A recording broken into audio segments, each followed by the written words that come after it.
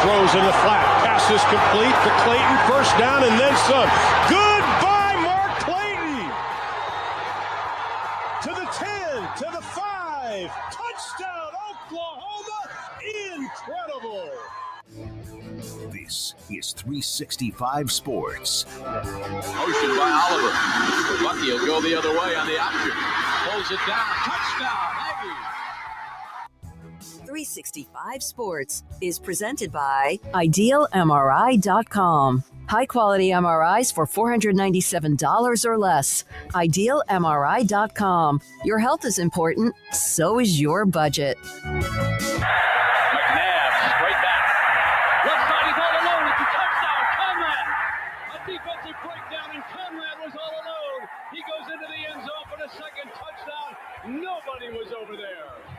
365 Sports is also brought to you by Texas Farm Bureau Insurance, protecting Texans since 1952.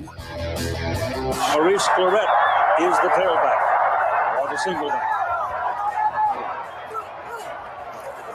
He's got it. He's got a touchdown. 365 Sports is turbocharged by Unite Private Networks. Find out more at uniteprivatenetworks.com. Hello, end zone. Won't catch it. LaMichael James, and ladies and gentlemen, right now, this young man is a Heisman Trophy candidate. Now here's David Smoak, Paul Catalina, and Craig Smoak. Smokey is off today, so just me and Craig here in the friendly confines of our studio. And Craig, interesting rule changes coming down today. Some transfer portal stuff. We've got 3 back-to-back guests, Sam Kahn, Max Olsson, Brandon Marcelo, before Off the Radar, to kind of talk about all that's going on in the transfer portal. So we've got some stuff to get to today. And then just a programming note, we are off tomorrow for the Easter weekend. I think you have to go to Tyler this weekend, don't you? Yeah, I'm going to Tyler this weekend. My sister's having her gender reveal for her baby that's on the way. So big deal there. And I'll be in Tyler to see what I will apparently be an uncle to, a boy or a girl. So that's very exciting, and very happy that, that's all going on, and very excited to get there. So hope today's a quick show, no disrespect, but I'm looking forward to getting down there and being a part of that. And it's a big weekend. So I have planned for that, Craig. I've planned for that because I know you have a long way ahead of you. It's not a long drive, but it's not a short one. No, it's not. It's like 2 hours or something along those lines. I've done it 100 times now, so I can probably drive it blindfold pretty much at this point. I mean, don't need the phone. If I left my phone, I could still make the trip no problem without second guessing any turns. So yeah, I mean, it's a big weekend. I think most people probably have Friday off, Good Friday. Yeah, hope everybody's having a good day today. There's a lot going on, obviously, and we're here to hopefully make your next 3 hours go by a little faster. Or if you're checking us out after the fact on the YouTube page, then we appreciate that as well. But yeah, big weekend for a lot of reasons coming up. So let's jump in. Have you ever been to a gender reveal party, by the way? Is this your first one? No, yeah. I've only been to a couple. I'm curious to hear your and Smokey's thoughts about it. I mean, they can be fun, but it's kind of a different thing. Yeah, I haven't been a part of it before. I know it's just kind of what people do nowadays. Yeah. So I've just made sure that there's no stupidity involved that could make it one of those front page headlines about, gender reveal party goes massively wrong, guy sets off rocket or whatever, that kind of deal. So making sure none of that's going on is kind of why I feel I'm there. But I'm excited and should be a lot of fun. Yep. So first up, there were a lot of rule changes. I say a lot. There were some rule changes in the NCAA today for football. And the biggest one is fake injury timeout. So under the new rule, if medical personnel enter the field to evaluate an injured player after the ball is spotted by the officiating crew for the next play, that player's team will be charged a timeout. If the team does not have any timeouts remaining, a 5-yard delay of game penalty will be assessed. And the injury timeout proposal made by the Rules Committee after many different iterations of this. So, Craig, your thoughts on, is this the best way maybe to attack this issue right now? Yeah, I don't know, man. I haven't really sat down and thought too much about this like I know a lot of other people have. When it comes to stuff like this, I don't pretend to be like the guiding light that has all the answers. I don't consider myself all that smart. So when it comes to like rule changes and what's best in terms of the possibilities, what you could do differently, I default to those that kind of know that stuff better. I'm curious your thoughts right off the top. I mean, do you have any kind of strong opinion on it? I think this is probably the best way to do it because you're talking about after they spot the ball. So now, but here's the thing, it's not completely policeable or enforceable, because if you're saying like, hey, don't fake an injury after they spot the ball, if you're worried about the timing at all, you might be just like, okay, so before they spot the ball, make sure you fall down somewhere else so they don't get charged with a timeout. So there's always a way around things, but at least it's not we're standing around. Oh no, I'm hurt. Help me. I need medical help. And then they, get up and walk him off, and they've stalled a drive. Yeah, I'm sure Lane Kiffin's already figured out how to abuse this amongst other guys out there. I mean, I see a Brett McMurphy tweet about it in the very first comments. So now players will just take dives before the ball is spotted to slow down a fast-paced offense. This is from a guy named Legion of Orange on Twitter. They should have made it where a player can't come back on the same series if they go out due to injury unless they take a timeout. And see, like, this is what I'm talking about, where I'm not like, I start getting lost in of the scenario, and I just don't consider myself, when it comes to something like this, very good at being like the one that figured out the right way to do it. If that makes sense. And look, I did like if you're so hurt that you'd collapse, you should be out, right, to recover. You shouldn't have this, miraculous, they put hands on you in the tent and then you arise a healed man, like you're at some sort of revival in the 30s, Yeah, I mean, something had to be done. And so I'm glad that they're, working towards a solution. But obviously, as we're talking about, there's already loopholes, and how could this not work, and how can this be taken advantage of still? So, I mean, that was one tweet that I saw that pointed that out almost immediately. And so, it's unfortunate that you even had to create this rule because people were bending it so much. But I guess that's also not surprising in this sport, where any rule is going to be bent until it can't be bent anymore by someone somewhere. That's what this sport does. If you can take an advantage somewhere, find an advantage somewhere, slowing down an offense by pretending your ankle's hurt, people are going to do that, and they have been, and to the extent where now you've got to make an actual rule for it. So I'm glad there's some movement towards trying to cure it, but it's like much of the NCAA solutions that immediately it gets put out there and there's people ready to shoot bullet holes through it immediately, like this tweet. So, I'll explore more of, I guess, the conversation back and forth about it, but it does feel like it's not an exact end-all, be-all answer for the problem. So maybe we'll need some more tweaking, but I do think it's a step forward in the right direction. Yeah, I do. I think there's always going to be things to it. So some other rule changes. Now on, once you get to the third overtime of a game, you only have one timeout for the rest of it until a winner is decided, as opposed to one timeout per overtime period. I like that. Yeah, I mean, the games are too long already. We all know the reason why the games are long, though. It's not timeouts. It's the TV networks, TV networks. But now this is at least something they can't use to, like, let's go to another time. Yeah, but I mean, that's never stopped them. They'll still shoehorn it in, but at least if you take something away, it'll make it harder. Now they'll put it between the first play of the drive and the second play of the drive. We got to take this quick time out.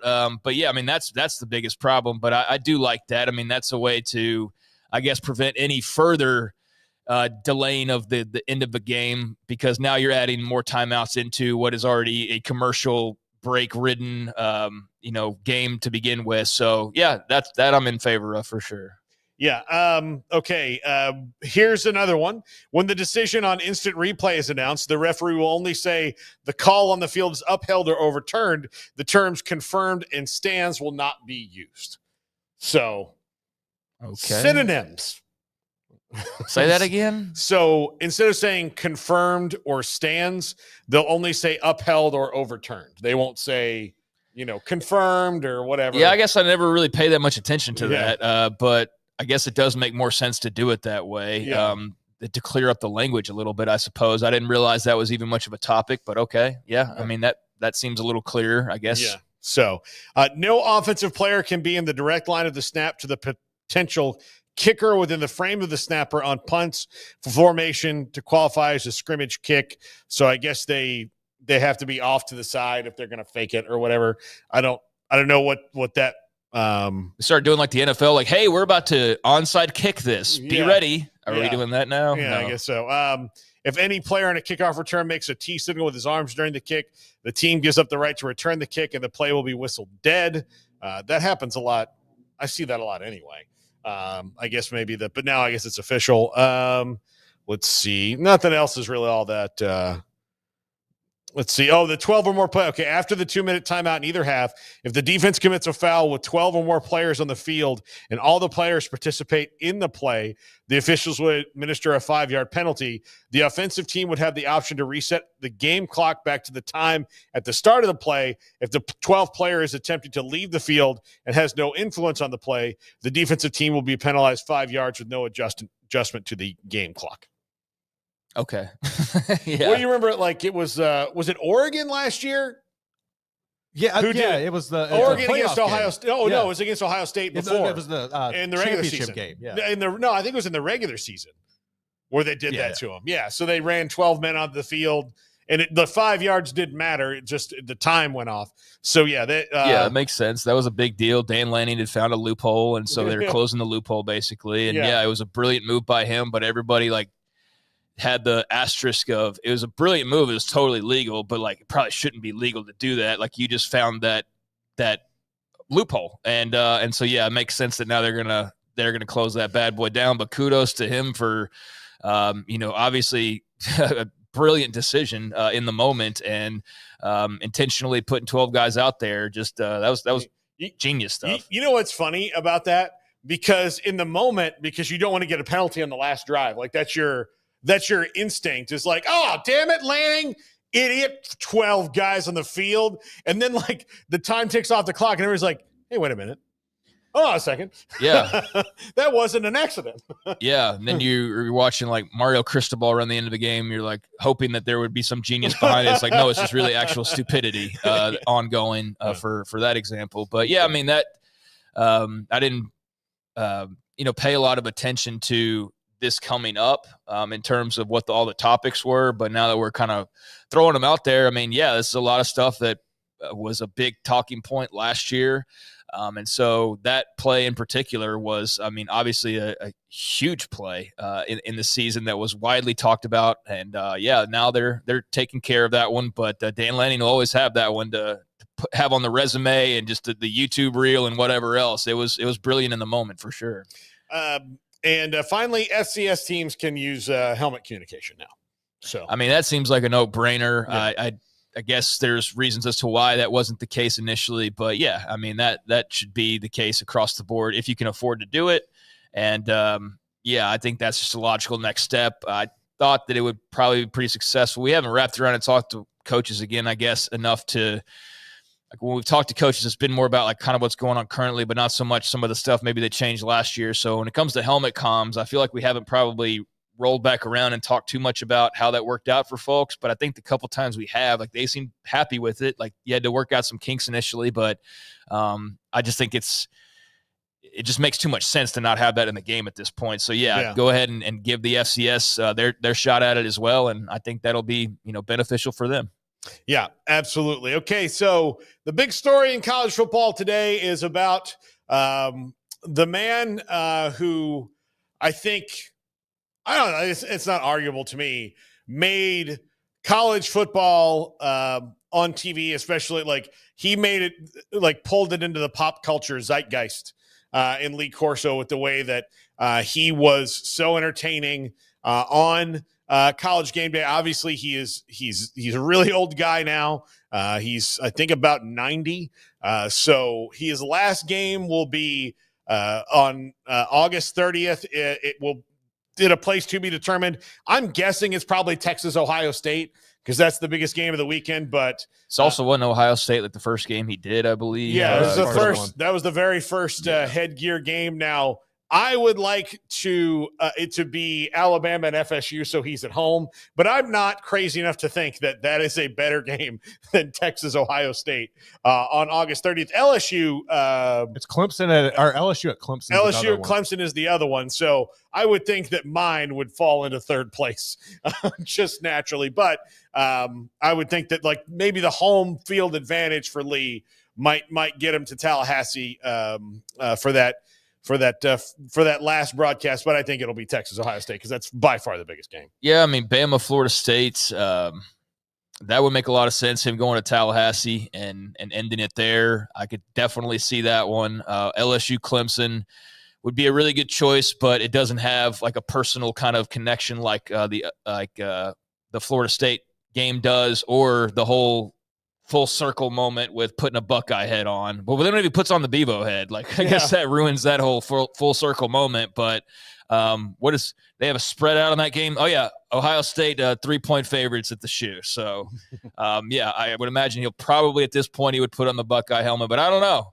Get an old Arch Manning, chant from him at the very end of his career there, maybe. But yeah, I mean that seems like that's what you're going to get. You're probably going to get Texas and Arch Manning and the big road team pick, or you're going to get the full circle. He's putting on the Buckeye hat again, and that's where he kind of started that, or not. That's where he started, and that's how he finishes it. That would make a lot of sense as well. So yeah, that seems like the biggest game on that weekend, and I'm looking to see if there's any others because that's three pretty big blockbuster type games right there. It seems the rest of the schedule is kind of your typical early on season games, but those three will definitely be the three he chooses from. And yeah, I'd lean Texas, Ohio State. Do you have something, Garrett? I was going to say, do y'all have a favorite Corso moment?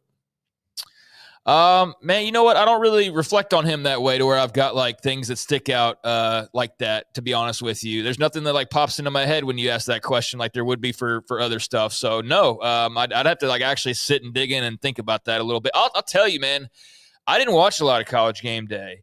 I'm not a morning person for one, but also we're busy doing pregame shows, or we're doing like an 11 a.m. kick for Baylor and we're hustling over to the stadium or whatever. And so I never religiously watched College Game Day like that, like a lot of other people, which is surprising because that's my favorite sport, but I just never got into game day that way. I watched it. I was able to watch it a lot more.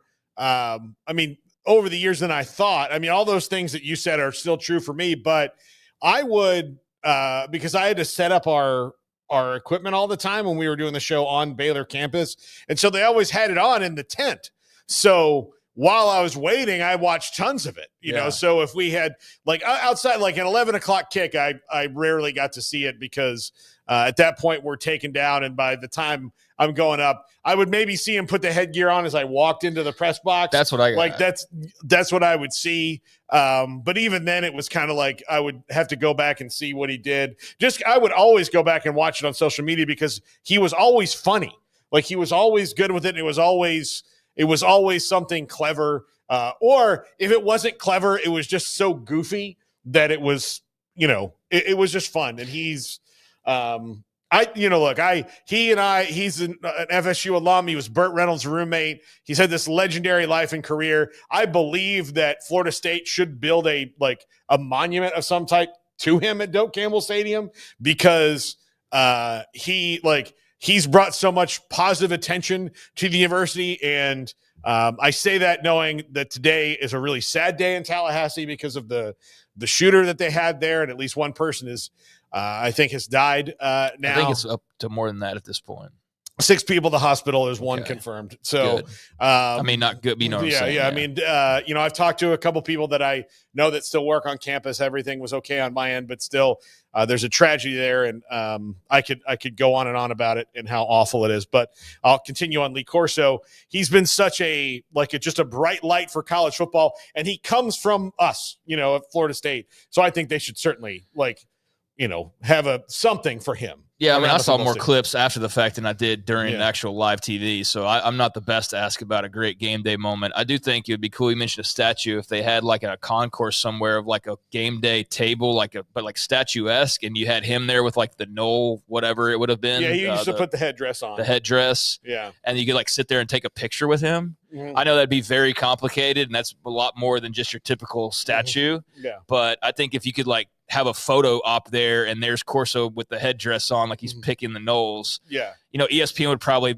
make you not allow, they might not allow you to have the ESPN logo and everything on the front, but maybe they would give you a break there because of the intentions and who it was. But I think that'd be super cool. Just a statue in general, something to honor him, definitely makes a lot of sense. And I know he's a big part of just Florida State, but college football as a whole. He's definitely leaving a hole that McAfee or whoever else is not going to be able to fill all by themselves because he's one of a kind. I do think I do like this news though because I did not want to see him die on set on live TV, and I legitimately had that fear the last couple of years watching him of man, this is so painful to watch sometimes. Get him out of there. Please let him go rest somewhere. And I know it was his call to be there and to probably be a part of it, but just thinking out for his best interest, I'm just my gosh, he's looking really rough, man. And so this is not a surprise to anybody who's been watching, and I'm glad he can go out on his own terms. And what a career! And yeah, there's more honors to come his way. Definitely, he's earned those. And he had plenty of detractors at times too because he picked against your team or whatever. But I mean, college football is definitely losing a little bit of its soul with Lee Corso no longer being fully involved, even though this has been a slow exit the last few years. I think he's the John Madden of college football. I really do. I think Keith Jackson. He's up there in that category. And if you notice, part of the thing I think Florida State needs to realize is that every time he did the wave, he would do this, he would wave like this, and then he would do a little tomahawk chop. Every single time, wave and a little tomahawk chop. So he loves, his family went there. So I would like to see them, really say, hey, thanks for shining a positive light on the university. And I think it's cool. He gets one more game though, to really have the grand send off and not oh yeah, by the way, last year was his last appearance, whenever that was. Oh yeah, sorry, we're not going to see him again. The fact that you are going to have an opportunity to plan it out and know where he's going to be and make it a big deal, I think is a cool deal. So yeah, what a career and what a legend. And that ought to be a very emotional game day when that time arrives, I would imagine, wherever that is, but most likely, as we were saying, in Columbus. But who knows, maybe they do give him the Florida State rub. I guess that we'll see in the coming weeks and months. Yeah. So I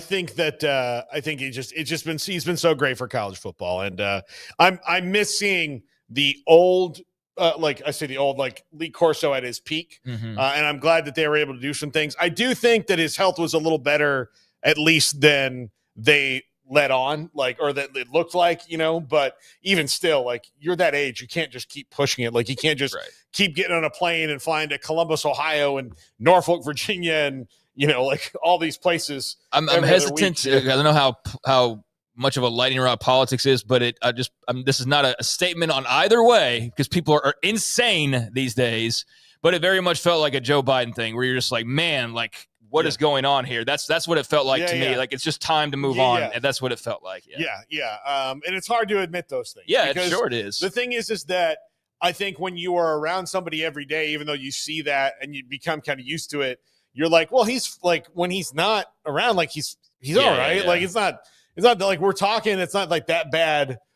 But you may not realize. But the person who hasn't seen him in 6 months shows up there like, damn, like what? And that's you're around it every day. I think that was part of the problem with Biden is all these people are like, no, it's not that bad. And you're like, dude, you're there every day. Right. Like, we just see him for like a minute and he's like, hey, this guy, what's going on? Yeah. You know what? You want to put your dukes up. I'll fight you right in the street in Philadelphia. You think Rocky's afraid of me? He's not. I'll knock him in the kisser. Like those kind of things. So, like that's what we saw. It wasn't, but yeah, I love Lee Corso. I was right there when I was a college student. I mean, they were there all the time. So I was right there around, like in that, especially in that era in the late 90s when it was really starting to take off.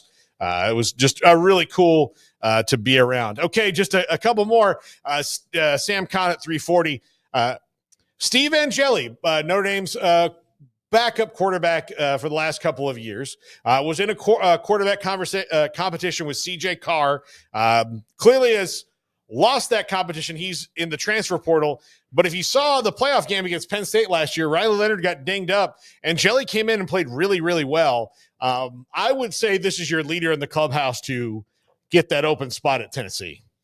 Yeah. I mean, and look, the Nico, I guess, to UCLA news isn't completely cemented, right? I mean, it's still very much up in the air. It felt like when Colin Cowherd put that out yesterday that was seemingly a done deal, but that's not the case, although it still seems to point in that direction. But it is pretty clear that there is not much more than like a 1% chance that Nico and Tennessee would mend fences at this point. So, yeah, they got to go find a quarterback. And I think anybody out there who's got a good head on their shoulders and a good arm on their shoulder and is capable of winning some football games is going to be in Tennessee's focus. And so, yeah, he definitely fits the bill there. Had good performance in the Sun Bowl the year prior as well. So, yeah, he's seen some action. He's seen some big opponents. And, this is the benefit of the transfer portal is he's not going to sit on a roster and rot and hope for an injury to C.J. Carr. He's got an opportunity to go somewhere and make a bigger splash. And so I think that's great for him and great for the market and potentially great for Tennessee as well. Yeah, I'm very curious to see what they do. As much as I was saying yesterday about Nico, like people who were, I guess, talking to the more national scope of things or whatever they were doing about Nico this and Nico that about him not having a landing spot, whatever that random comment was.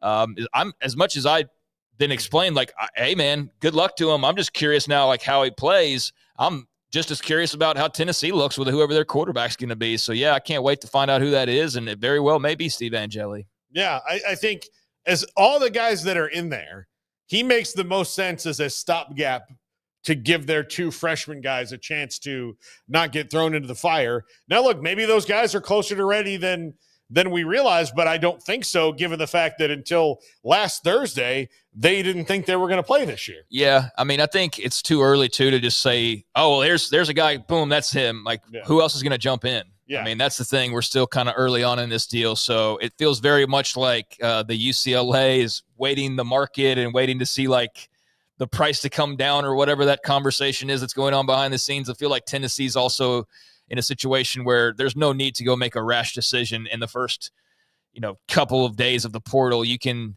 sit back and you're going to have to be aggressive, obviously, because you don't want to miss on somebody who could be that guy for you. But I don't think that they're just going to jump at the first guy unless they're just convinced. And it doesn't seem like, based on what I read earlier today, they're convinced that he's like the guy. So we'll see what else maybe happens. But a candidate to be that guy to replace Nico, yeah, absolutely. By the way, we didn't make a graphic for this, but Micah Hudson is visiting Utah. And Matt Zenitz believes that there's a thin chance he could wind up back at Texas Tech, but at this point, that's unlikely. Well, Texas Tech on Twitter, at least, a lot of their fans seemed convinced that he was back in the fold, and that's why you can't just believe everything you read on the internet. But I did feel like there was a pretty large swell of belief that he was going to wind his way back to Raiderland. If that doesn't happen, I don't walk away surprised from that at all. I mean, you've been there, done that already. And it's kind of like, you break up, and not all relationships, like there are relationships where people break up and they do get back together and they get married and everything's fine for forever. But there's also a lot of times like, what's the advice? Like, don't get back with your ex, right? So there might, I think there's definitely an element of that for Texas Tech of you're not just going to welcome him back open arms, like nothing ever happened. And maybe it is best to move on for them. I don't know, but the Utah visit is very interesting. I mean, bringing in Devin Dampier and just the mindset of that program after the massive disappointment of last year. I don't know where to place them in the big picture. But if you go add Micah Hudson, I mean, that definitely makes them a much more interesting team with suddenly a much bigger potential weapon at wide receiver than they had otherwise. So, yeah, I think that would be a great pickup for them. I think him going there, maybe getting far away from home would be a good thing. I don't know. But being under the guise of a Kyle Whittingham, I can see where that would be beneficial to Micah Hudson. And I think, and what I said yesterday was, I think if it were me, he's going to make enough NIL money to where he's not destitute, right? Well, he's already made some. So it's not like he's going to be making, nothing. He'll make something. But he's on a prove-it deal right now because of what's happened over the last year and a half. So if you're on a prove-it deal, the best thing you can do, and this is what the smart pros do too.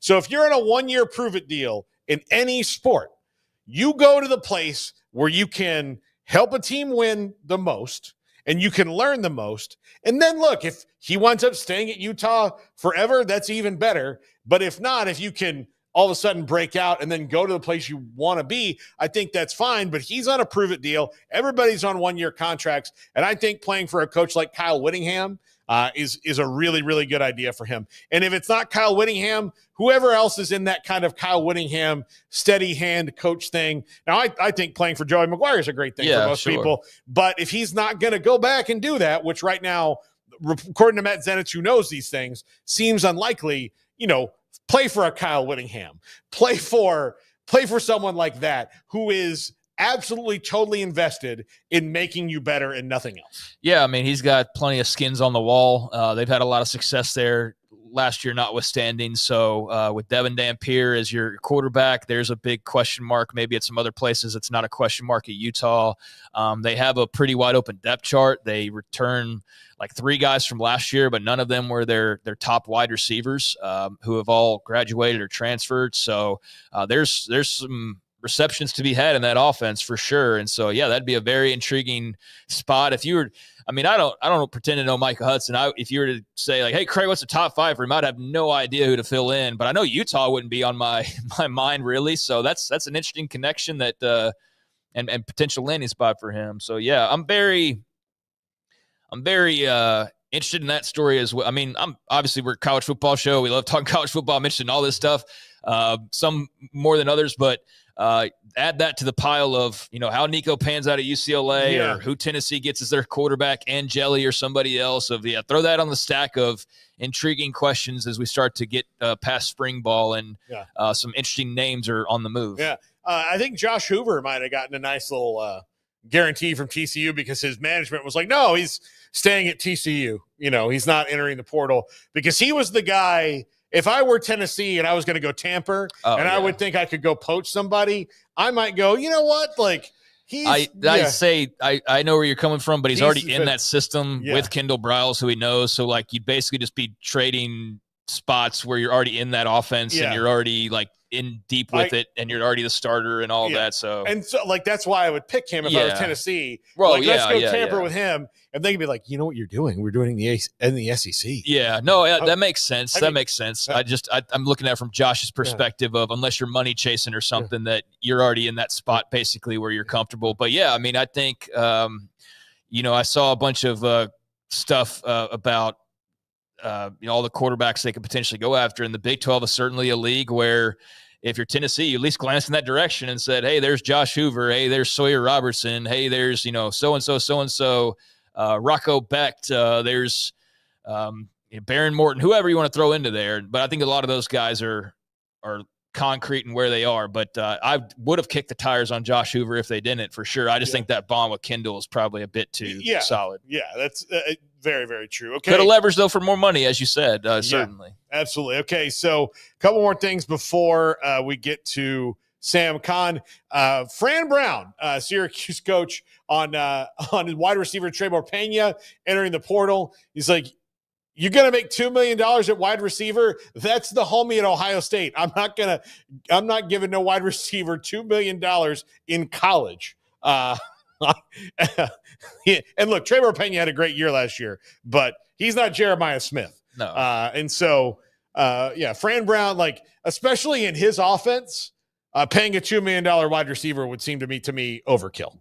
Yeah, I mean, I think there's definitely guys out there that are worth that, but I'm in agreement with him. You're not just throwing that at Trevor Pena to set a precedent there where, like, if you want to go get better guys in the future, then what's the price tag suddenly? It's $4 or $5 million. So, I think that's smart business-wise. I saw him catch some flack, but social media, there's always going to be contrarians, even in the face of the dumbest stuff in the world. But I can see where you maybe, like, glance at this headline and misread it a little bit, but it makes sense in context. So, if you give Trevor Pena $2 million, and if you do have a Jeremiah Smith suddenly become interested, then, buddy, that price tag is skyrocketing. So that's just a smart business play, I think. And, I mean, how much better does he make them? Is it worth a $2 million investment when you can go give that in any other direction to make you better as a team? I don't think there's anything too controversial about that quote. It is a very healthy market, though. If there's even talk about Pena's jumping in at $2 million being the type of price tag, I mean, that kind of goes to show you, especially with the mad dash before the settlement that was talked about. Everybody's trying to throw as much money as they possibly can, fearing that this will be the last time to really be able to do that, as a lot of the NIL reporters have talked about. So I wonder if the prices this offseason are a little bit higher because of that than they would be otherwise. But either way, I do enjoy Fran Brown's total transparency and honesty and just East Coast kind of gruffness. And I think he's a really unique character in college football that makes the sport more interesting and has obviously made Syracuse a lot more interesting in the last year. So, he was fun to listen to. The limited times we got to listen to him around here. He had a very short stint on Matt Rule's staff at Baylor, but he was an interesting guy then and is an interesting guy now for sure. Yeah. He's a recruiter. I'll tell you that. He is a recruiter. He is one of the best. Garrett, we're going to let's hold Dion and Matt Rule. FSU, by the way, they've canceled all their athletic home events through Sunday.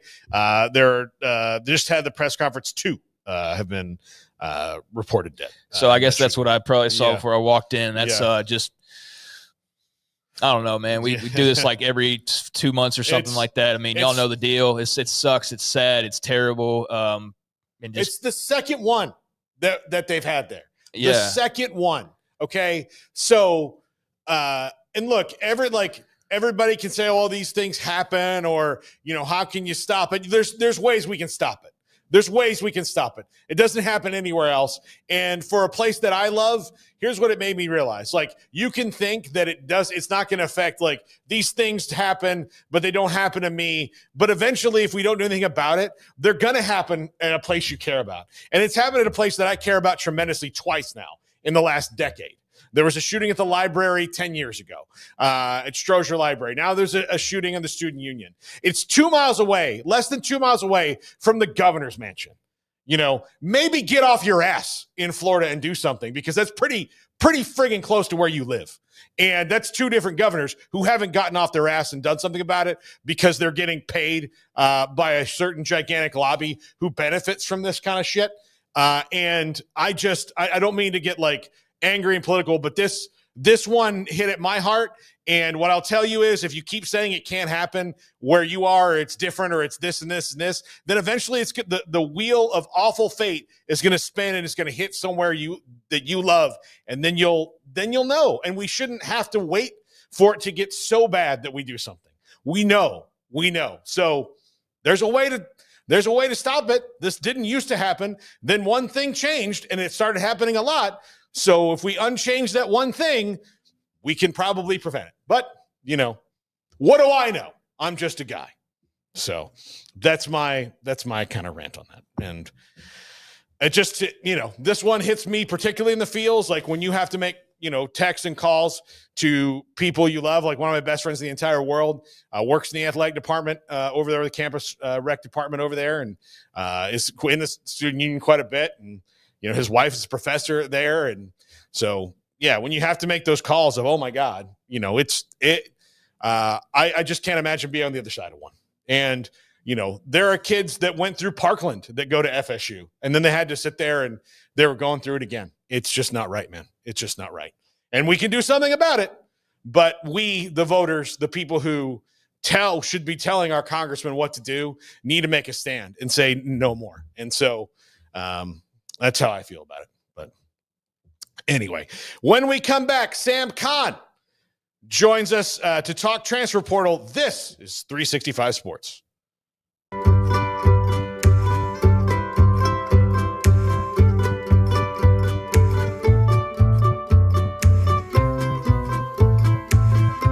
Pleasant. It's different than any other dentist office. I really feel like they care. And it's not that you're here for 2 hours waiting on someone to take care of you. It's quick and easy, and I bring my kids, and my kids love being here too. They really love the treasure box. Staff is really nice and accommodating, real friendly. You feel more like home. It's not sterile looking. Everybody has their own personalized rooms with decorations and decor, and they'll even have a blanket for you when it's cold. I've recommended people to actually come here, and they are patients now. I really love it here. It feels like family.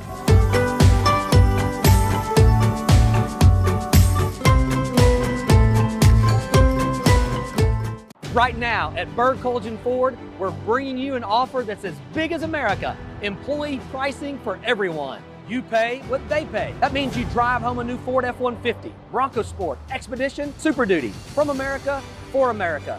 Employee pricing for everyone at BK Ford. Looking to sell your vehicle? Get top dollar for yours today. Don't miss out. Employee pricing is available for a limited time. Visit us anytime at bkford.com. Experience better at BK Ford. I'll never get used to this.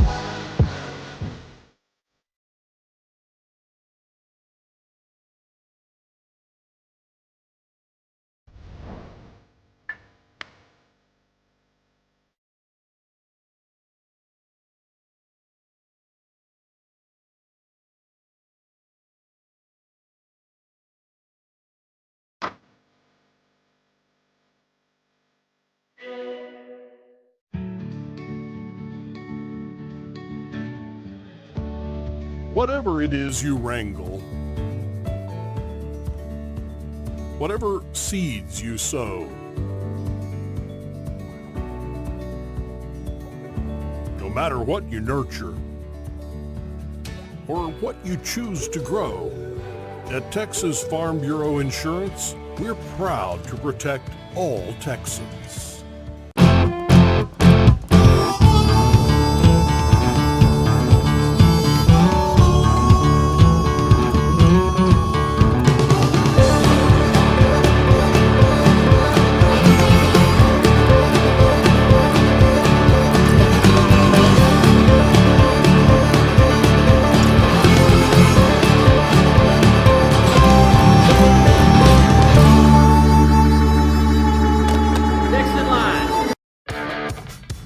This is 365 Sports. The 3 o'clock hour is sponsored by Waco Custom Marketplace. Meats, sweets, Texas treats, and a cut above the rest. 425 Lake Air Drive, Waco. Welcome back, Sam Khan of The Athletic. Sam, I'm glad you don't have daddy duty today so that people can see. Is the Ted Lasso sign gone? It's on the other side. I put it on the other wall. I did some redecorating over the weekend. So, okay. I was a couple weeks ago, actually. But yeah, because okay. I haven't been on video with you guys. But yeah, I moved a few things around here. So I guess you need to see it. Do you need to see it for just, you know, those times during the transfer portal like now. Yes. So that you know, like believe that I can get through this day without Yes. losing my mind after looking at 940 names that have gone in the portal the last 2 days. By the way, I'm not on daddy duty today to pick up my kid because he didn't go to school because he's homesick. So, so you know, in one way it works out with the schedule, and in another way it's like, well, you know, we've had him coughing up a storm over here. Oh, poor guy. So Sam, 940 names. There's like thousands in the portal between FBS and FCS. Is the hard part sifting through those names and seeing, okay, who is significant here? And part of the thing that's interesting about the portal is that there are guys that most college football fans have never heard of that play at places like UTEP or Western Kentucky that might be really, really good in moving up, but you kind of have to go and find those guys because everybody's doing it pretty much at the exact same moment. Yeah, that is the most difficult part, is sifting through which these guys are players and which ones are guys who are just names that got in because maybe the opportunity at their school is one they didn't like or didn't like the way it was going. There are a lot, and I think this spring portal window is a lot of those FCS, Division II, and even to some degree Group of 5 guys looking to move up, and a lot by proxy, a lot of Power 4 programs who have been watching their team during spring practice and identifying areas of need. Maybe we're a little thin at linebacker, or maybe we need another offensive tackle. And so you go scout. They've had these last few months, the personnel and scouting directors had the last few months to scour opposing rosters and watch a lot of tape while the portal was closed. And maybe you can go in, get in touch with representation or a high school coach or some party connected to who you're interested in, and maybe entice them to get into the portal. And so I think that's part of what you're seeing at this point. And you've also seen some guys getting back in the portal. You know, I think Tanner Koziol, the tight end who was at Wisconsin, was a really nice get from them. A guy from Ball State who caught 93 balls last year. He got to Wisconsin in the winter window, and he's back in the portal now. I think he was visiting Houston today. So there's some guys who got in and maybe just didn't like the fit in spring ball and just decided, oh, well, I'm going to go try and go somewhere else. You know the big story this week. I mean, you have to be living under a rock on another planet to not have been talking about or hearing about Nico Iamaleava. Sam, your thoughts on what is another kind of a Mount Rushmore moment, I think, for NIL portal activity up there with a Jaden Rashada, or, you know, what other kind of stories you want to throw out there? Nico, a two-time maybe inductee onto the Mount Rushmore, given how his career started. But your thoughts on that whole situation? Reports obviously not official that he'll go to UCLA. That's still, I guess, being worked out. But what a week, huh, in terms of that news cycle? You know, it's funny because I come on here on Thursdays and I didn't realize I hadn't been on with you guys since that happened, because it feels like a decade ago that happened. That's honestly been part of my life the last 6 days was tracking the Nico movement. So here's the thing. Tennessee, I think, did what they had to do, which was make a stand on what they felt his value was. He was getting very well compensated. He had a really good contract. He's one of the very few players to have a multi-year contract, by the way. That's not common. Most guys, vast majority of guys on college football teams are operating on one-year deals. There's only a small handful who have a multi-year deal. So that's one. And yes, it puts Tennessee in a bad position from a quarterback standpoint, because now they got to go find a guy.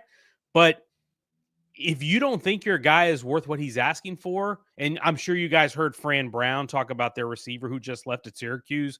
He was on ESPN radio in Syracuse yesterday and talking about, hey, I understand we gave him more money, but what he was asking for was too much. And that is what the reality we're in now, is that no longer are we in a world where the player you're taking only cost you a scholarship. There's a financial implication that not only matters with what you're paying the kid, but it affects the rest of the roster, because what you're paying one player means that money's not being used for another player, because we're about to enter a world with a salary cap, because the Power 4 programs who are going to be mostly maxing out revenue sharing, they're going to have $20.5 million to spend on their athletic department. Probably 15, 16 of that's going to go to football in most cases. So that's how much you have to do your football roster. So if you got a quarterback taking up $4 million, then that's a lot less money to spread around to everybody around him. So I understand why they took the stance they did. Nico, I think, probably went into that not realizing he didn't have as much leverage as he thought, because there are not a lot of quarterback needy teams right now. There are a few.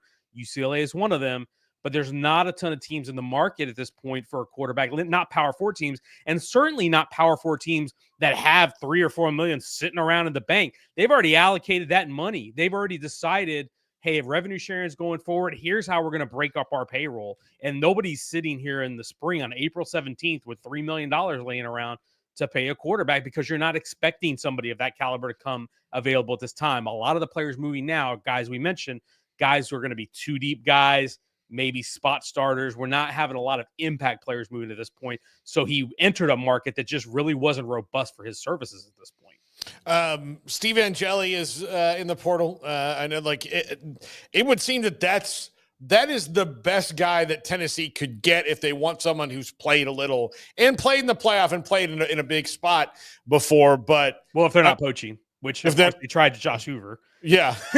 Yeah.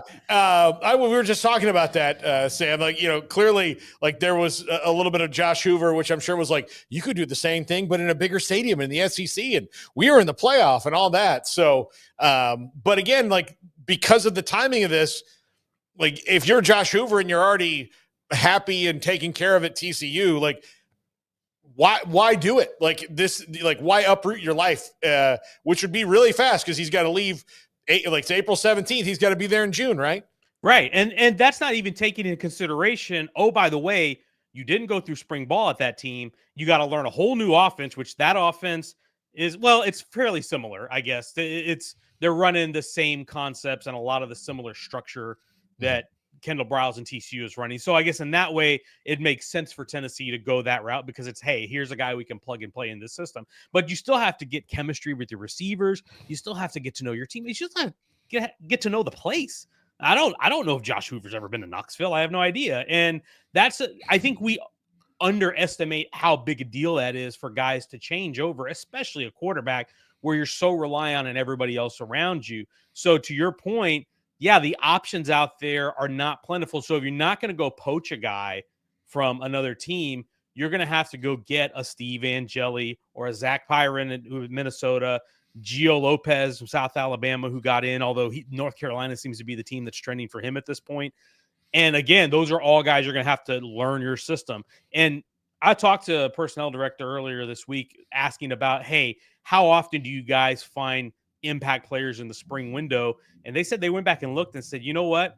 We looked back at the players that we took in the spring in the last 3 years, and hardly any of them had a real impact. It's really hard to come in and only spend a summer in a program and then be an impact player right away, unless you were just an absolute star. So Tennessee is in a tough spot, because the guys that they have, while they're talented and they were great recruits, they don't have hardly any experience. And so it's a really tough uphill battle for Josh Heupel and them to try to figure it out, but they got to get somebody, because they only got 2 scholarship quarterbacks. We know last year was a bit of rough waters for Brent Venables in Oklahoma, but this offseason they go out and get Jim Nagy to run their personnel department. They go get John Mateer, who was like the top guy, and then Jaden Ott now as well. Sam, your thoughts on their offseason, and Ott in particular, the latest addition, who was the top guy in the portal there for 24 hours or however long he was actually in there? I got to say, I really like what Oklahoma's done this offseason. And we know they're not used to being bad or mediocre, and going 6-7 or winning 6 games 2 times in 3 years definitely is mediocre by their standards. And they did something about it. They have made some really big moves. The offensive coordinator change to Ben Arbuckle was huge. Then getting Jim Nagy, I think, not just for this team this year, but long-term moving forward for that program, I thought was a great hire, because who better to scout college talent than a guy who's been doing it for a living for most of his career, and especially the last 6 years with his duties at the Senior Bowl. Now you get the tandem of John Mateer and Arbuckle running the same offense, and you stick one of the best running backs when healthy, one of the best running backs in the country, Jaden Ott. And I am excited about Oklahoma now. I look at them, that backfield, that is going to be a headache for opposing defenses to try to account for Mateer and Ott in that backfield. They're both in there and both healthy. So they've done a really good job. Also got an offensive lineman. I think they got Jake McCullough from Stanford, also the offensive lineman on Tuesday night. So they have done a lot of good work and addressed that roster. And now it's just a matter of it all coming together. And if it can come together, then Oklahoma's a team I think you really got to keep an eye on this year in the SEC. Yeah, for sure. What are the other stories that you're kind of tracking right now, guys, that pique your interest?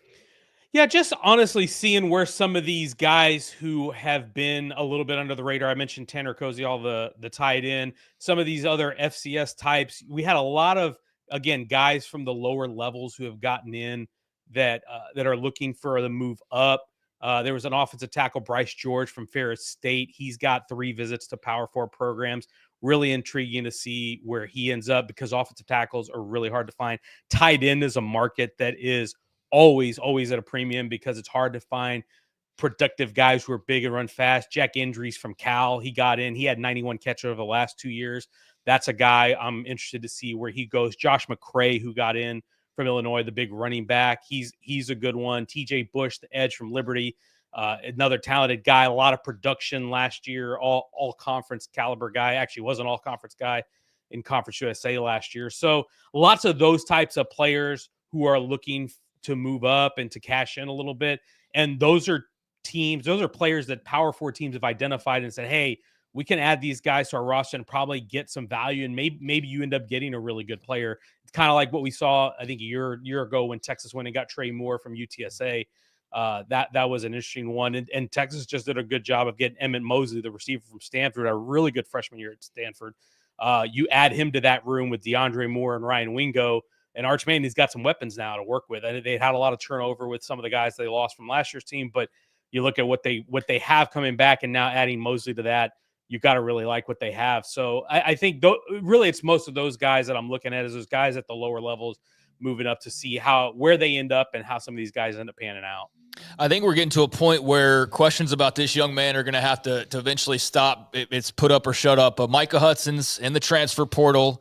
He's apparently visiting Utah. There was a lot of smoke on Twitter that maybe him going back to Tech was going to be the automatic, but apparently not if he's visiting Salt Lake City. But any read or any thoughts on, Micah Hudson now being out there once again and just hopefully not turning into a case, Sam, of wasted potential wherever he does end up?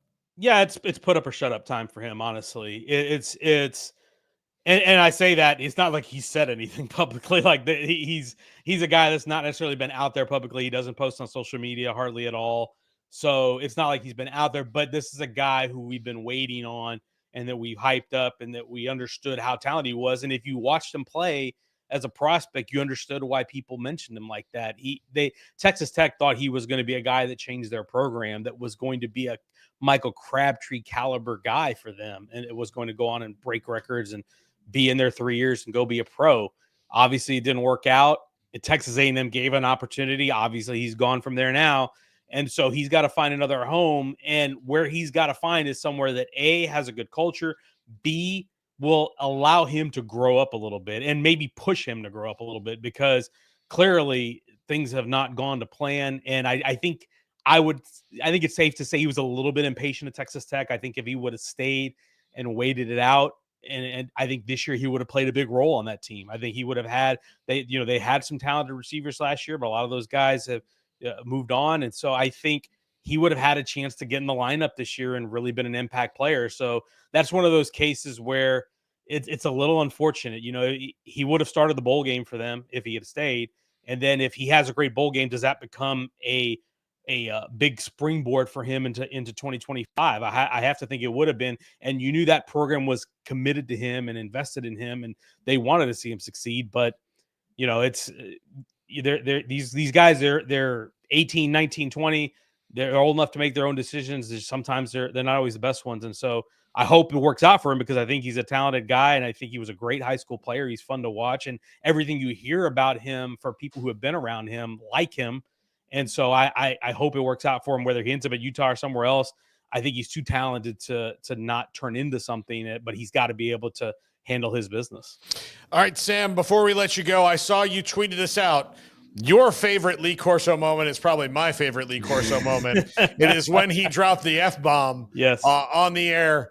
That also might be the moment where we're like, yeah, is Lee getting too old to be on network television? But he was great. I'm gonna I guess we've terribly missed the full involvement of Lee for the last 3 or 4 years on College Game Day. But you and I share the same favorite moment. Your thoughts about Lee Corso as he retires? Yeah, the funny story about that moment when he dropped the F-bomb, I was there because I was covering University of Houston at that time, but I didn't hear it because I was on the grounds watching Game Day in person, and those speakers, sometimes the stuff is muffled and you can't really hear it super well, and all I heard were people screaming, and so it wasn't until later that I found out. I was starting to get texts that people were like, "Oh my God, did you hear what Lee Corso said?" I'm like, "No, what did he say?" And then eventually I went back and saw the clip and saw the apology. If you guys remember, ESPN issued an apology, and Lee issued an apology for dropping the expletive on live television for that. So that was funny, but such a great ambassador for the game. Obviously, he's been a mainstay on Saturday mornings for us ever since he's been part of Game Day. And once he started the mascot head tradition, it became a thing that people waited for. I mean, I've got kids and maybe they don't care about all the other games, but if we had College Game Day on, they're interested to see what he looks like and what hat he puts on at the end of the day. And so I think that was a really neat, impactful thing that he did. And I was really taken aback by how much love and appreciation you can tell everybody on that set has for him. The way you saw Kirk Herbstreit and him and Lee's relationship, and the way they kind of looked after him and took care of him, I think it's tremendously endearing. And I think it really kind of tugs at your heart of the family that show is and has been, and how much he means to them. And there's nobody else like him. I think there's definitely going to be some tears shed on the opening Saturday when he does his last show. Yeah, absolutely. It's going to be amazing. I was hoping for Bama FSU. I don't think that's going to happen. I think it's going to be probably Texas Ohio State, because that's the best game to go to. But we should build a statue of him in Tallahassee. That's all I'm saying. Him and Burt Reynolds both deserve one, and they were roommates. So that would be a cool one. Sam Kahn of The Athletic. Sam, back to the portal, sir. Yes. No more dilly-dallying. Yes, hopefully not as late tonight as it was last night. Thanks so much, guys. I hope so. Sam Kahn of The Athletic, and we have Max Olsson. Garrett, I'm just going to call him kind of on the fly instead of stopping, because we only have him for a few minutes today because he is also getting a break from the portal. So I'm just going to do that and see if we can do this. Don't put him up until I give you the thumbs up, because I can see it on my phone. I know this is terrible programming, but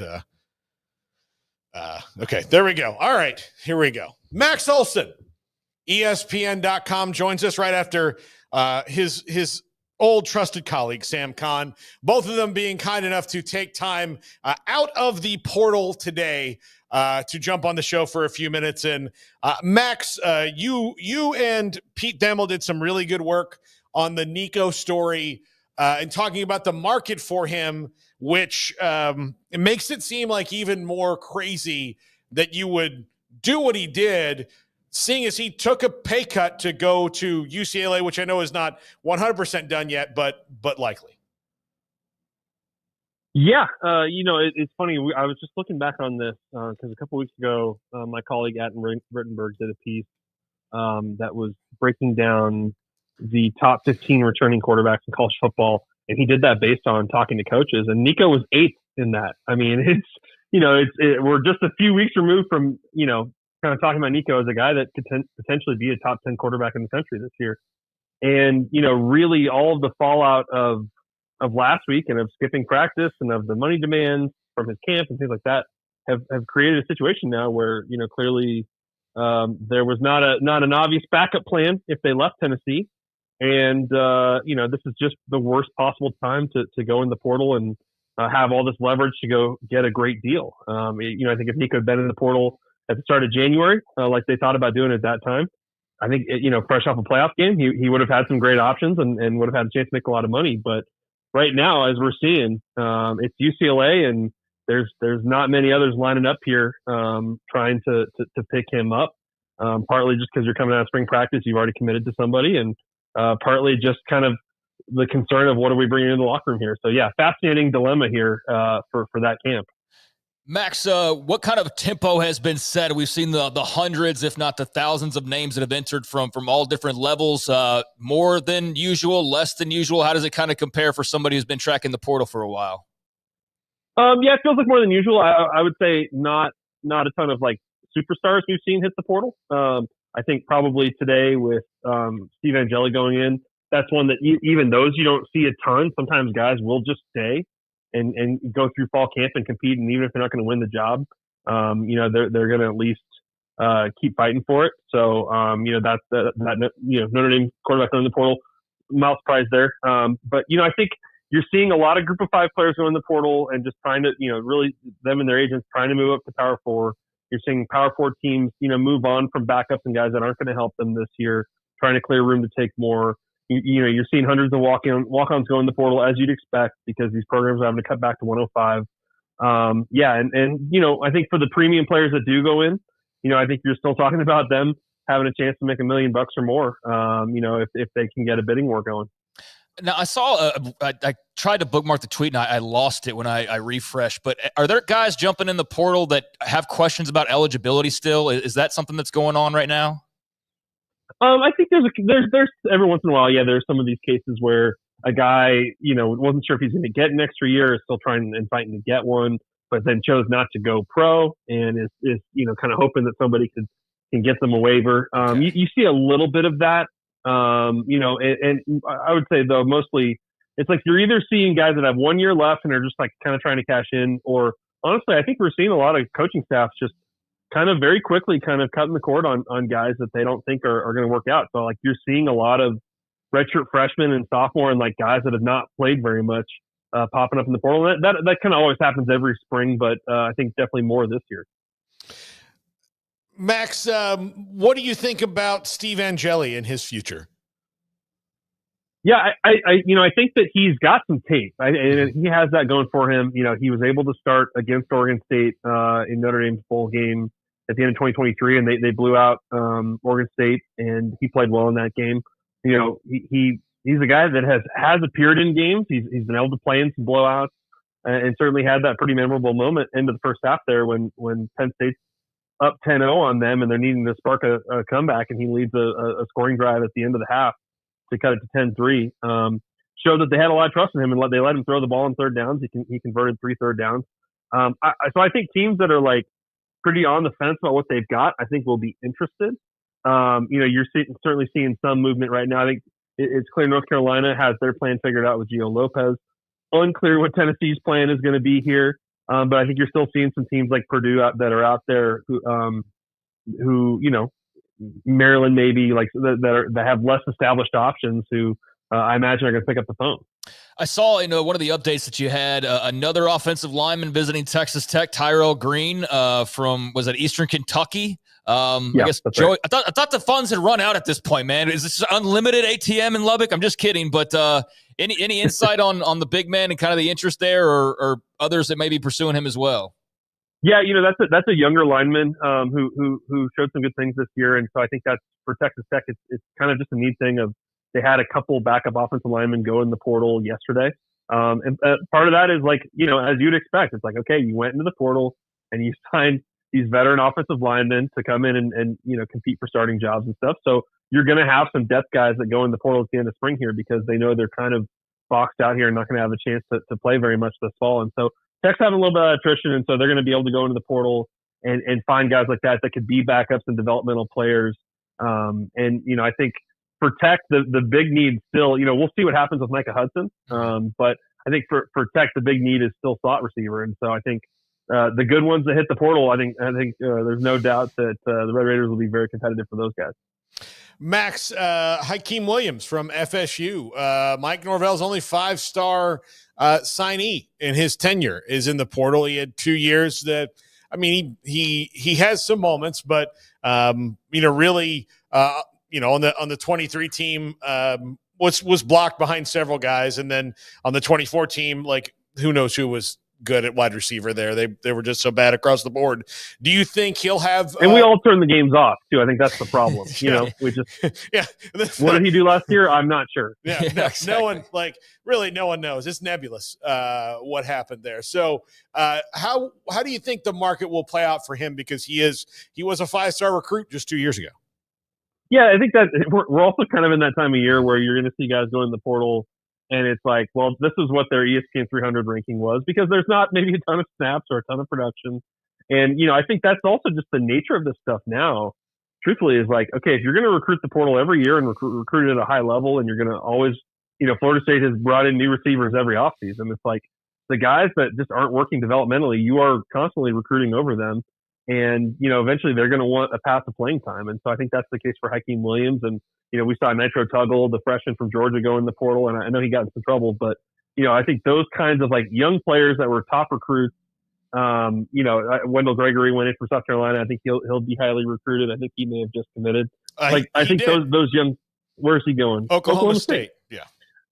Oklahoma State's making some moves in the spring portal. I think those kinds of players, like, I still think there's a lot of upside there. And honestly, because of the portal, I think we end up in some situations sometimes now where a school's kind of giving up on a guy, and the next school's like, man, pretty lucky to have him.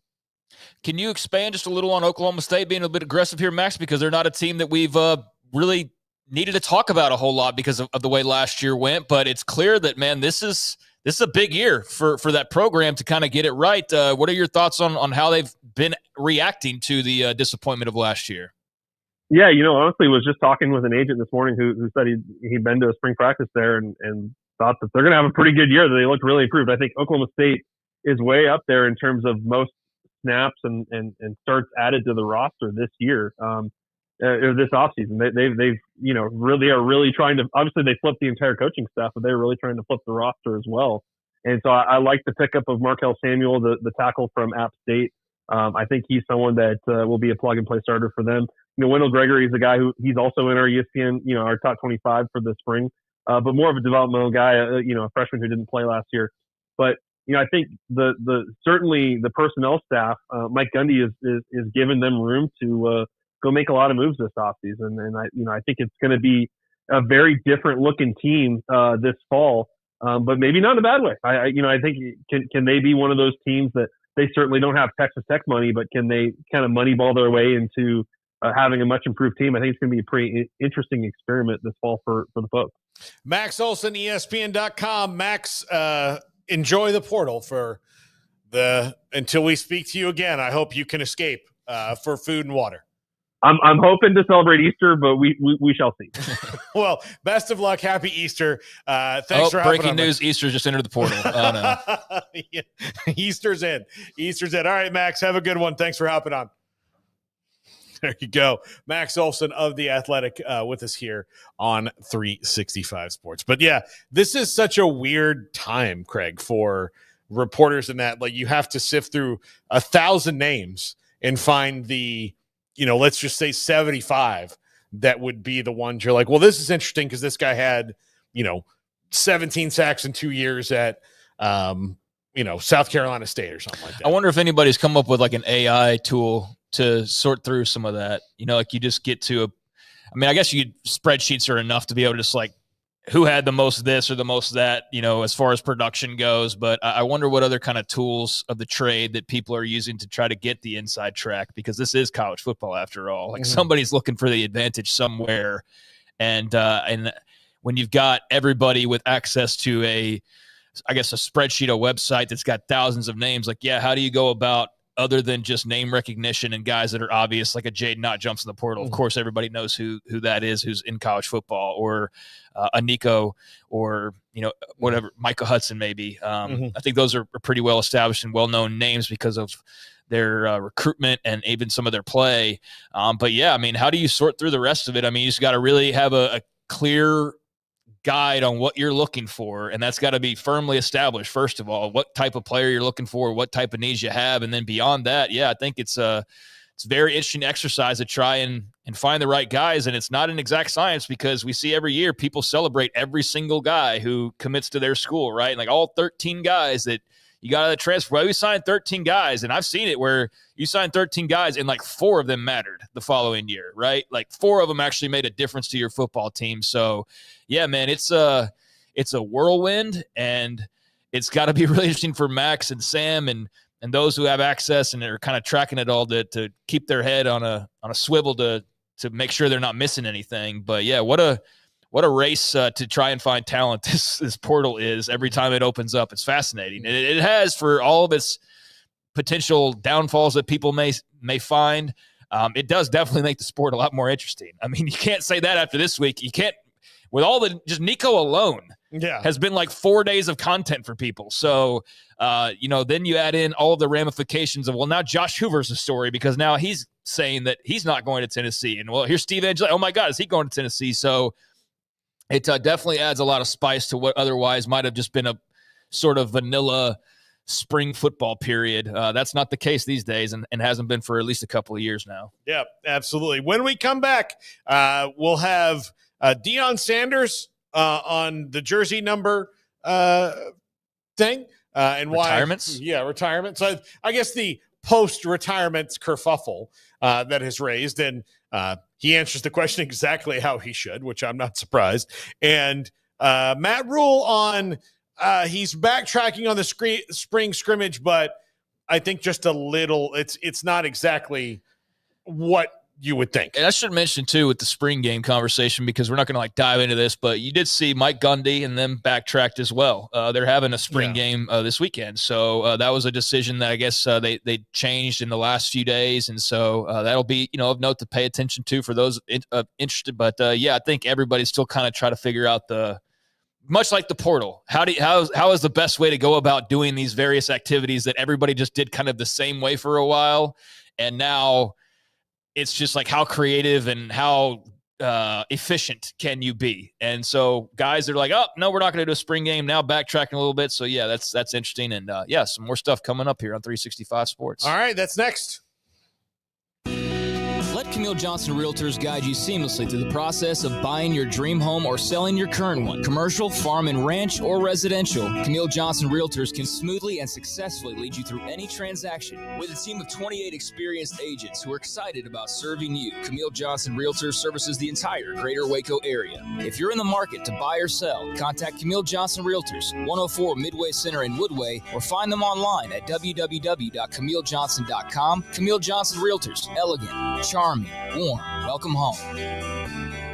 Pizza, burgers, and Bears football. There's no place around Waco that serves them all other than Bubba's 33. Come show your green and gold and enjoy some of Waco's best food and beverages while watching your favorite team, the Bears. When real Bears fans get hungry, Bubba's 33 is the #1 spot for ice-cold drinks, hand-stretched, stone-baked pizzas, and bacon-infused burgers. Join us for indoor or patio dining. Bubba's 33, Waco's restaurant and proud supporter of Baylor Bears football. Sick 'em, Bears.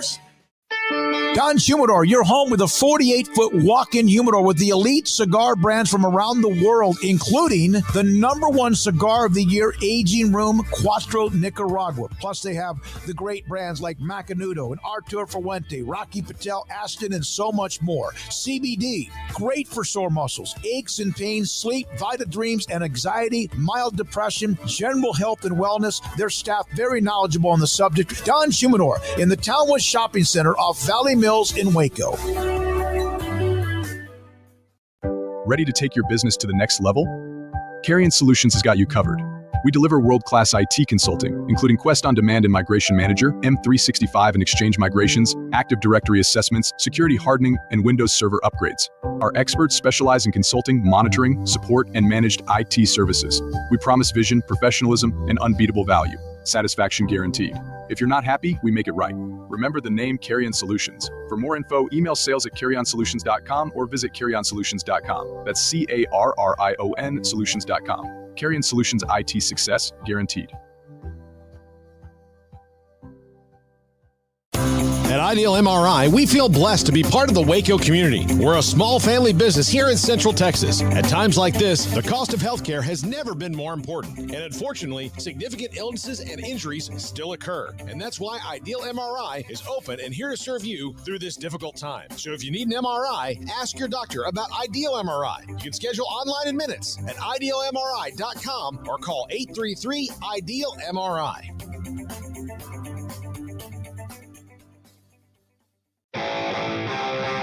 This is 365 Sports. Text us at 254-339-1122. The text line is sponsored by Riverbend Liquor and Wine, with the most extensive variety of craft beer in Waco. A hidden gem on Lakeshore Drive and 19th Street. Welcome back, 365 Sports. Paul, Catalina, and Craig Smoak. Garrett Ross, Andrew Valade back in the Producer's Corner. We need a cooler name for that than Producer's Corner. Yeah, we got to get creative with that. Yeah, I gotta get creative with that. And of course, Emery Winter, who had the nerve to ask me when I would be in today. He sent me a text like, hey, when are you going to be here? I mean, does Emery have that kind of power? Apparently does, yeah. So what'd you say? I said, when I'm GD good and ready. That's what I said. He said it to me, and I was actually walking up the walk. You better be careful. You're going to be here a little late uploading videos. Just saying. I have a project for him. I'd like him to go and delete everything and then reload it with different titles. Well, I don't want him to just change the titles. I want him to reload it and then change the title, so that way the process is complete. Anyhow, moving on. Deion Sanders responding to the unfair, it's unfair to be mad at him for this. It is fair to be mad at the Colorado administration for just forgetting that they were good at football for 30 years and not retiring some of the numbers like Cordell Stewart and Westbrook and some of the guys from the national championship team that all deserved it. This is not on Deion Sanders. Here's his response, which, again, in the most Deion-like fashion, makes an incredible amount of sense and why the ire should not be directed towards him. In the coaching football right now, I don't know if you saw this, and I want you to make note of this. I had a wonderful idea one day. Why am I just talking about these guys that certainly going to get drafted? I'm going to talk about all my guys because I love all of them. And if it weren't for them, I wouldn't be where I am now. So I did a personal video for every kid that's getting ready to go in the draft that are seniors. I honored every last one of them. That's my responsibility, I feel, for my era, for my team, for my guys, because of what they did for me. When I start going back into something that I don't know nothing about, that I wasn't involved in, I'm going to ruffle feathers because I'm going to forget somebody, bless you, that I don't know nothing about. And that's going to be a problem. And I don't want to be put in that position. I want to be the good steward on what God has placed me over. And I feel like I am. I really do feel like the love and support that we give for this university, as well as the other sports. We give everybody love. I don't know if you know it or not. I'm talking about soccer, lacrosse, tennis. Yeah, but they call me Prime Black and Roll, by the way. Tennis, every sport, man. That I got love for. Basketball, I said it, but I really do. And I try my best to help each program get to the next level, as well as track and cross country. But all that yesterday stuff, I don't know about that because somebody's gonna get sensitive. I have some dear friends. I know Cordell and Westbrook. Westbrook is my guy. We had a great talk the other night. Who else? Several guys, especially that whole lineage of corners that were great here. So it's good. It's good. Ron, go ahead. Ron Scholes for Makes perfect sense. He's been there for 2 years. That's what he has to worry about. Now, if they asked him if he was fine with them, sure he would be, but it's on the university to get that right. So that's his response to it. Yeah, I mean, I think a couple of my first thoughts have nothing to do with what he's even saying. The subject matter is, one, he'd be an excellent politician. Like, he'd be so good as a politician if he ever wanted to go that route. And number two, seeing that Big 12 logo, I'm not trying to make it about, but like, what an addition that was. I mean, that really was a terrific decision by the Big 12 to go and scoop them up when they had the opportunity to do so. I just seeing that logo behind him and all the attention they get. I know at one point he's going to leave and Colorado's going to have to somehow maintain as best they can the allure of their program. But for the time being, he's there. Like he makes them a much different and much more interesting story, and definitely makes the Big 12 more interesting as a result. So, yeah, I mean, I said this yesterday. It's not his fault that the prior administration didn't induct Michael Westbrook or Cordell Stewart. I mean, what the hell were they doing? Yeah. They were a forgettable football program. There was a couple of years there, they had the quarterback from El Paso, whose name's now escaping me, Stephen Montez. Huh? Was it Montez? Yes. Yeah. Yes. And he was really good. And they've had, but he wasn't like a retirement jersey type of guy. But for the most part, like, he was on my radar because he was from El Paso. And I just kind of followed him because of that. But there was a dark land of Colorado football there for a long time. And he has no doubt injected a massive boost of adrenaline and coolness and everything else with that. So, yeah, it's not his fault that while he was not around for 20 years, Michael Westbrook sat there and Cordell Stewart sat there. And, like, did they ever bring that up to the previous administrations? Yeah. I wonder if that was a part of his conversation. And if they did, then shame on those Colorado folks for not inducting them. But, yeah, I don't place this on Deion's shoulders as, like, some big mistake on his part or some stupid decision. I do think it's valid to question the timing of the induction. I'll maintain that. I'll argue that all day. I think it's just too soon. But if you're trying to just capitalize on the excitement of it all, and also my belief that you're not going to be around in 5 years to probably do this ceremony, except for as a visitor, then I can understand how you decide to do it right now, although I still think it's far too soon. I think you just let it breathe a little bit, man. But, he's doing the right thing ultimately, because hell, how long would it take them to do it if they're not going to do it right now? Based on the previous administration, Travis Hunter's going to be out there in 15 years, still don't have his jersey retired. Yeah. So I can understand it from that aspect. I do think the comment he had about Shedeur and if his last name wasn't Sanders was interesting. Like, do you think if it was Shedeur, Martinez or something, would this be as big of a deal? No, it wouldn't. But do you think he would be like, would people balk as much if he was Shedeur Martinez and he's the Johnny Unitas Golden Arm winner and he's broken all the passing records at Colorado and he's brought all this attention and he's not Deion's kid? Do you think there would be as much backlash as there is? No, I don't. Yeah, I do don't. think there's a lot of that is the fact he's Shedeur Sanders. Yeah. And look, I think he's right about that. I mean, and when he says it, and you hear it come from him, it just sounds like he's defending himself. He's biased, of course. He's biased, of course. But, like, okay, again, he's the Johnny, like, all those things you said, like, he's got all these records. Yeah, you should, retire record breakers if you are record breaking. So we got Brandon. Okay. Brandon Marcelo, 24/7 Sports, joins us now. Brandon, thank you so much for joining us. And I know that especially this week is for guys like yourself, you are immersed in the portal. You're swimming in it and figuring it out. But I'm very curious, as a guy who's covered the SEC a long time and covers it very well, what has been the reaction that you've seen to Tennessee now not having a quarterback and the stand that they took in not acquiescing to whatever demands Nico and Big Nick may or may not have had, because that's all been very foggy at this point. Well, I think a lot of coaches nationally were just kind of like good for Tennessee. In fact, I was sitting in a head coach's office when that was all going down and everybody was so interested in it. And, obviously a lot of power in this day and age in college athletics is shifted to the players, but at the end of the day, schools still have some say over issues. And especially when it comes to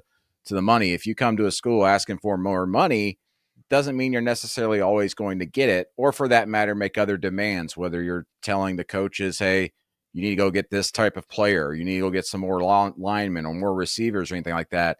Just because you demand it, and maybe because you're the superstar athlete on campus, doesn't necessarily mean you're going to get everything you want. And,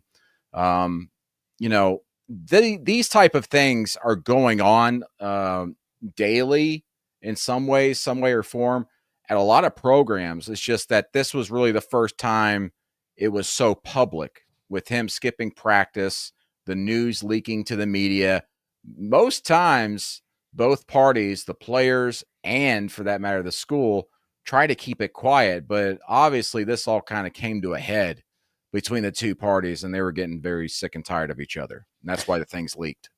Brandon, I guess Colin Cowherd had the tweet about UCLA yesterday, and it seemed like that was going to be the destination. And now, various reports, they're still working through that, obviously. Just your thoughts on kind of where things stand in that regard, and also if it is UCLA ultimately, if we don't get a chance to talk to you in the next couple of weeks, what do you think of that potential fit for Nico Iamaleava?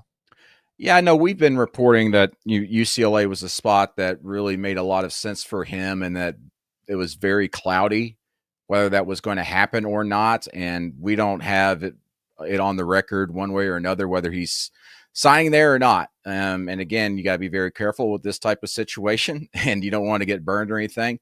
But if it does end up being UCLA, that offense is not going to be anything like Tennessee's offense, not necessarily just because of the scheme, but the talent there is nowhere near what Tennessee has this year or what Tennessee had last year, which is even better.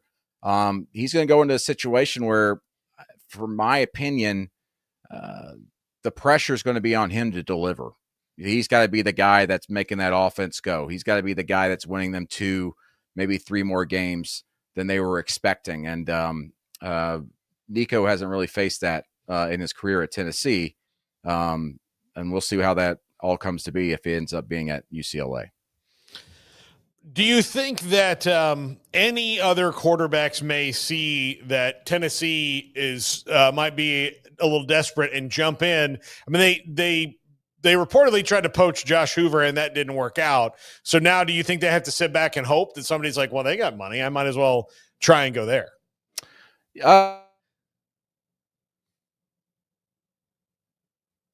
And he froze. All right. Brandon, you froze there for a second. Okay. There we go. Okay, good. Glad that's not permanent. But do you see somebody like then holding out hope that somebody decides to do that? Well, yeah, as I was mentioning, like Notre Dame's quarterback, one of their quarterbacks entered the portal today, a guy that was one of the top tier guys that are expecting a challenge for that job. There's potential that other quarterbacks will reach out there. Of course, in this day and age, I know the portal's open right now, but certainly there's some like intermediaries going on about, would you be interested in Tennessee? Would you enter the portal for Tennessee?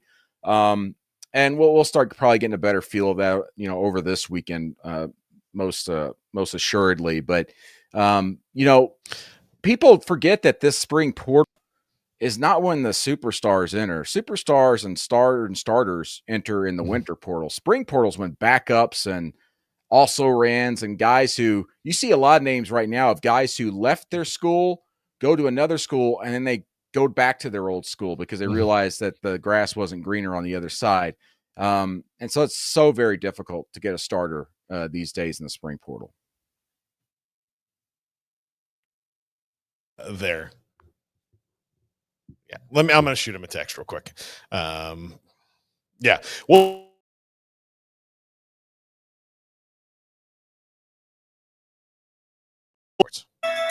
Alan Samuels House of Travel is a full-service travel agency with highly experienced travel consultants plus support staff with over a combined 150 years in the travel business. They are ready to take care of any travel situation for you, your family, and your business, and with the kind of knowledge to complete a seamless itinerary and trip start to finish. They will search for the best deal to accommodate your budget from air to cars, ship to shore, hotel, and even meeting space. Name a destination and they've been there. They know the places to go and international and and missionary travel is one of their unique specialties. Alan Samuels House of Travel, celebrating 50 years in business. Call Connie, Sherry, Linda, or Bambi at 254-776-2560 or find them on Facebook or at houseoftravelwaco.com.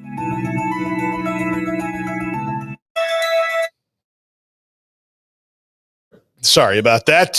Brandon, I think it was on our end, actually. I was going to say, I just did a speed test and everything looked good on my end. That was weird. No, we had a little glitch. We have very good internet here. It usually works itself out really fast, but when it glitches, it's going to do what it wants to do. But you were talking about in the spring portal. This is not when the stars go in. The best you can hope for, though, is diamonds in the rough. Like I see the linebacker from Boise State, really good player. But again, you would not maybe put him up there with some of the other guys that would go in the portal on that level. So this one's more about precision and getting guys or filling out roster spots that you need guys with some experience because you don't have any. Yeah, you get some depth pieces, but there's also some like starter types that get in the portal that are really coveted. I mean, for example, look at Syracuse receiver Trevor Pena, who's just an absolutely explosive receiver. Not just that, an amazing punt returner, someone that could maybe be a 1,000-yard receiver in a new offense this year, someone that a lot of people are going to go after. And, of course, any defensive tackle that enters the portal is going to end up getting a look because when we look at the past 2 to 3 springs, defensive tackle has been one of the top positions everybody's looking at. And I'm sure – I don't know, but if I was a defensive tackle out there, I would not enter the winter portal. I would stretch it all the way out to the spring portal, and then you can get some more money potentially by doing so. But to me, this is like the last time in the spring portal where we're going to be talking about, lots of money in NIL, because NIL is about to change starting July 1 if this house settlement gets approved, because NIL will be more marketing opportunities. Most of the money is going to come from revenue sharing for players, and the new governance structure is going to ask all these players and all these schools, give us some proof that there's some return on investment for any NIL deals you sign for over $600, which is practically every NIL deal. So, it's going to be very rare that you see a $2 or $3 million NIL deal these days. Now, that doesn't mean you're probably going to end up seeing $2 to $3 million revenue sharing deals for players, because if you look at the percentages and everything, I actually wrote about this the other day. If you want to go like the NFL perspective and their formula, you want to go like 20% of your salary cap. Well, 20% of your salary cap in college football, which is probably going to, the total there is probably going to be like a little over $15 million for football specifically. And then you take 20% of that, you can see players getting $3 million, a top tier quarterback just in the revenue sharing piece, in addition to NIL. But again, I don't think NIL is going to be as big of a thing or drawing point for players because the revenue sharing is where it's all going to be. But they're the top tier programs. NIL is still going to be a big thing for them. But the question is just how do you prove to this new governance structure that these NIL deals are all above board and not just, pay for play?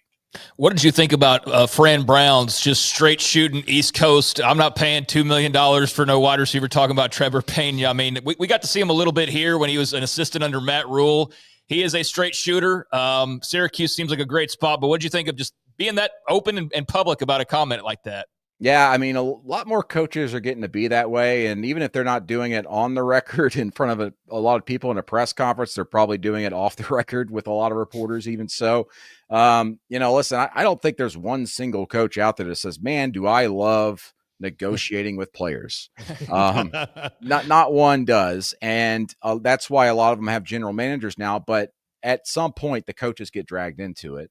That's just how it is. And not a lot of these schools have that type of money, or for that matter, want to spend that type of money on just one single player, not necessarily because they don't have it, but because it provides so much weird drama and in your locker room, because those kids are talking to each other about what they're making all the time, and it can create some dissension. It can create some issues.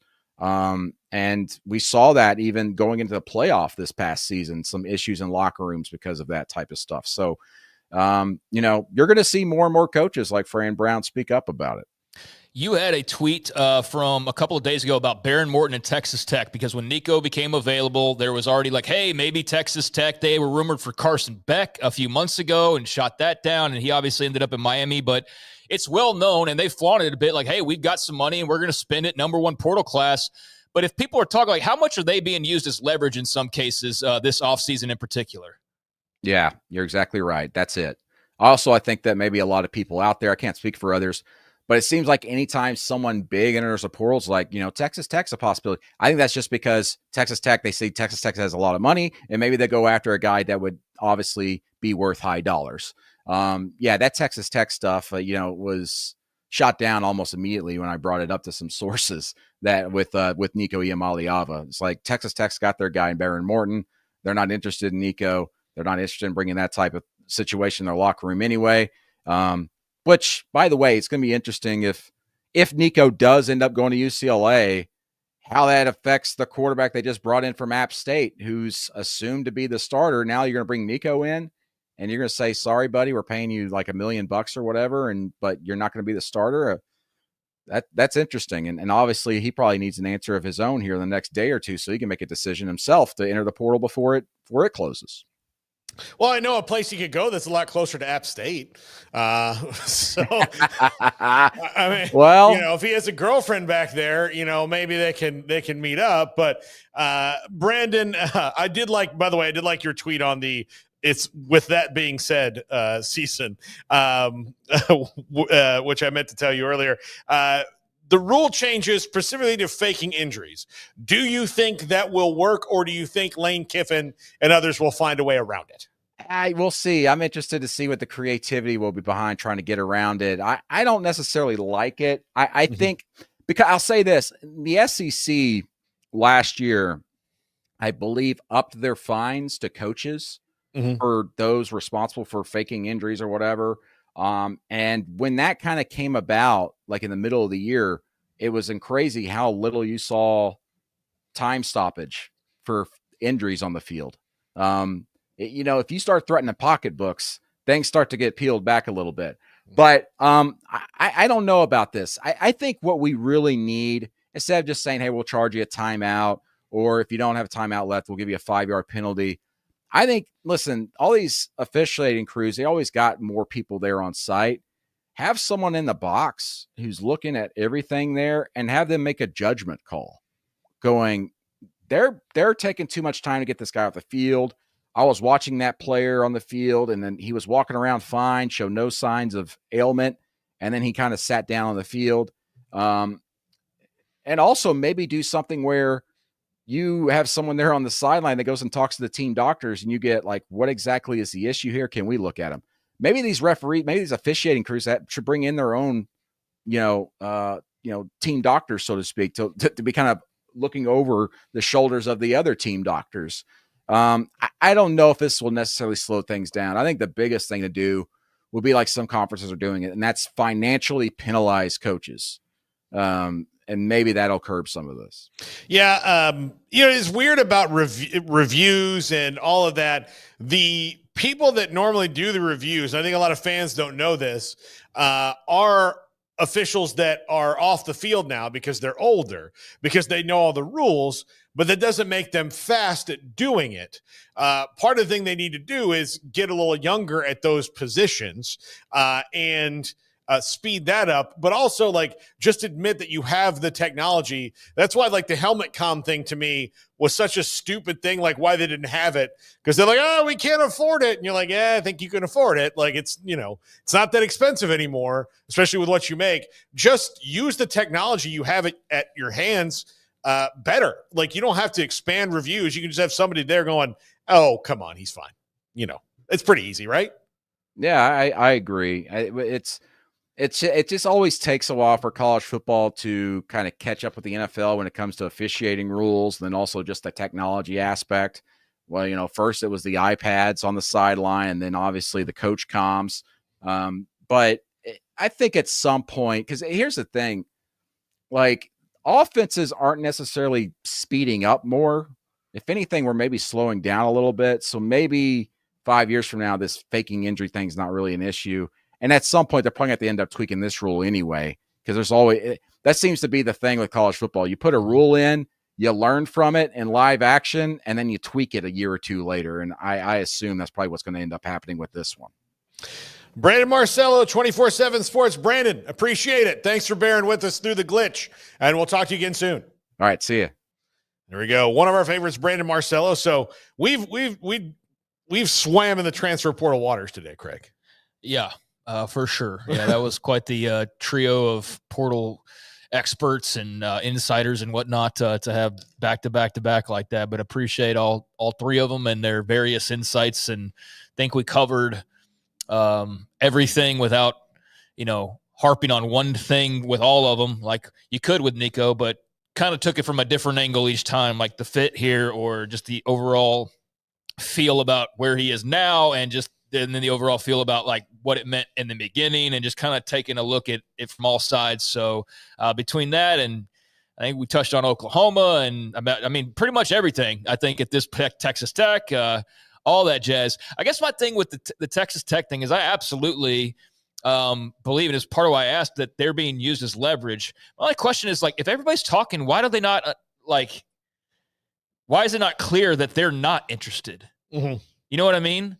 Like, if Carson Beck's people say, hey, Texas Tech's interested, then couldn't a coach who's also maybe into Carson Beck's recruitment call somebody over at Texas Tech and be like, hey, are y'all guys trying to get after him? And I guess maybe you don't trust each other enough, but it just feels like that would be a really simple way to blow that rumor out of the water rather than it being the obvious, hey, they're just using this name for leverage. Because the leverage thing makes sense. It's just, at what point do you realize it's really simple to just call somebody and say, yeah, we're not trying to go after that quarterback. We have Baron Morton and we have Will Hammond. We're fine. And yet you got mentioned again. So how is it not just more publicly known that leverage isn't going to work because everybody's aware that you're not really interested, that you're being brought up as leverage? Does that make sense? Yeah. Look, it's what happens with the Cowboys for every single free agent and trade candidate. Yeah. And they don't do it. I think the difference with Tech is, like, Tech spent a bunch of money in the portal, but it was, so they're like, well, they've got to be, they're in on everybody. Right. They went in and they've got it on everybody. Cody Campbell's out there, leading the charge, and all these, Tech oilmen are out there just like, hey man, let's go. Come to West Texas. And I think that if you look at the way that they've structured the roster and the way that those portal things have been, it's not been like, that sounds like they just went out and got everybody like the Jaguars used to do. They weren't even paying attention to positions. They're just like, gimme, and then we'll figure it out later. It's like, that's not what it was. But yeah, you just think that after the Carson, clearly they learned, I guess, somewhat from the Carson Beck situation and the reporting then that, now they're on record, like, no, like, Baron Morton's our guy, so the Nico thing is BS. I just wonder if, like, an agent's sitting there and I'm school A, and this agent's like, oh yeah, by the way, like, the number's this because we got Miami and we got South Carolina and we got Texas Tech. I just think there'd be somebody on staff that could be like, hey, holler at Texas Tech and be like, are you guys actually going after this guy? Now, I know there might be some gamesmanship where you can't trust that all the way, but I just feel like the throwing Texas Tech out there when there really is nothing behind it should be kind of transparent and see-through at this point, that's not going to work any longer.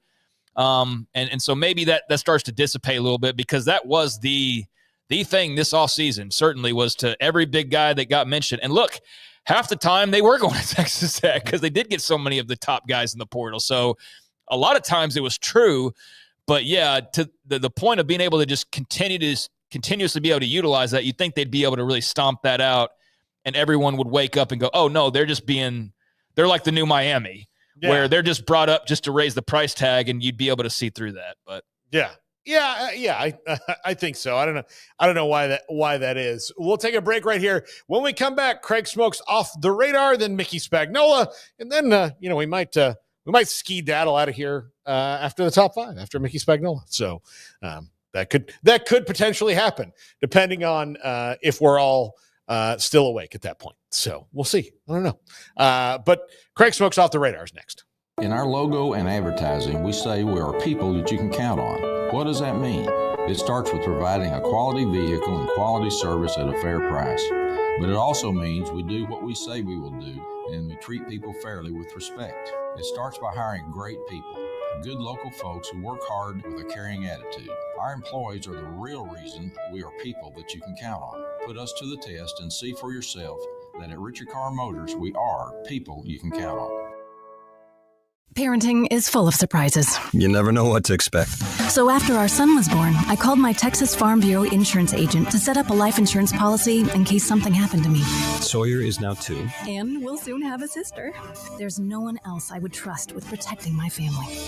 Stop by and see our agents at one of our 3 McLennan County locations. Coverage and discounts are subject to qualifications and policy terms and may vary by situation.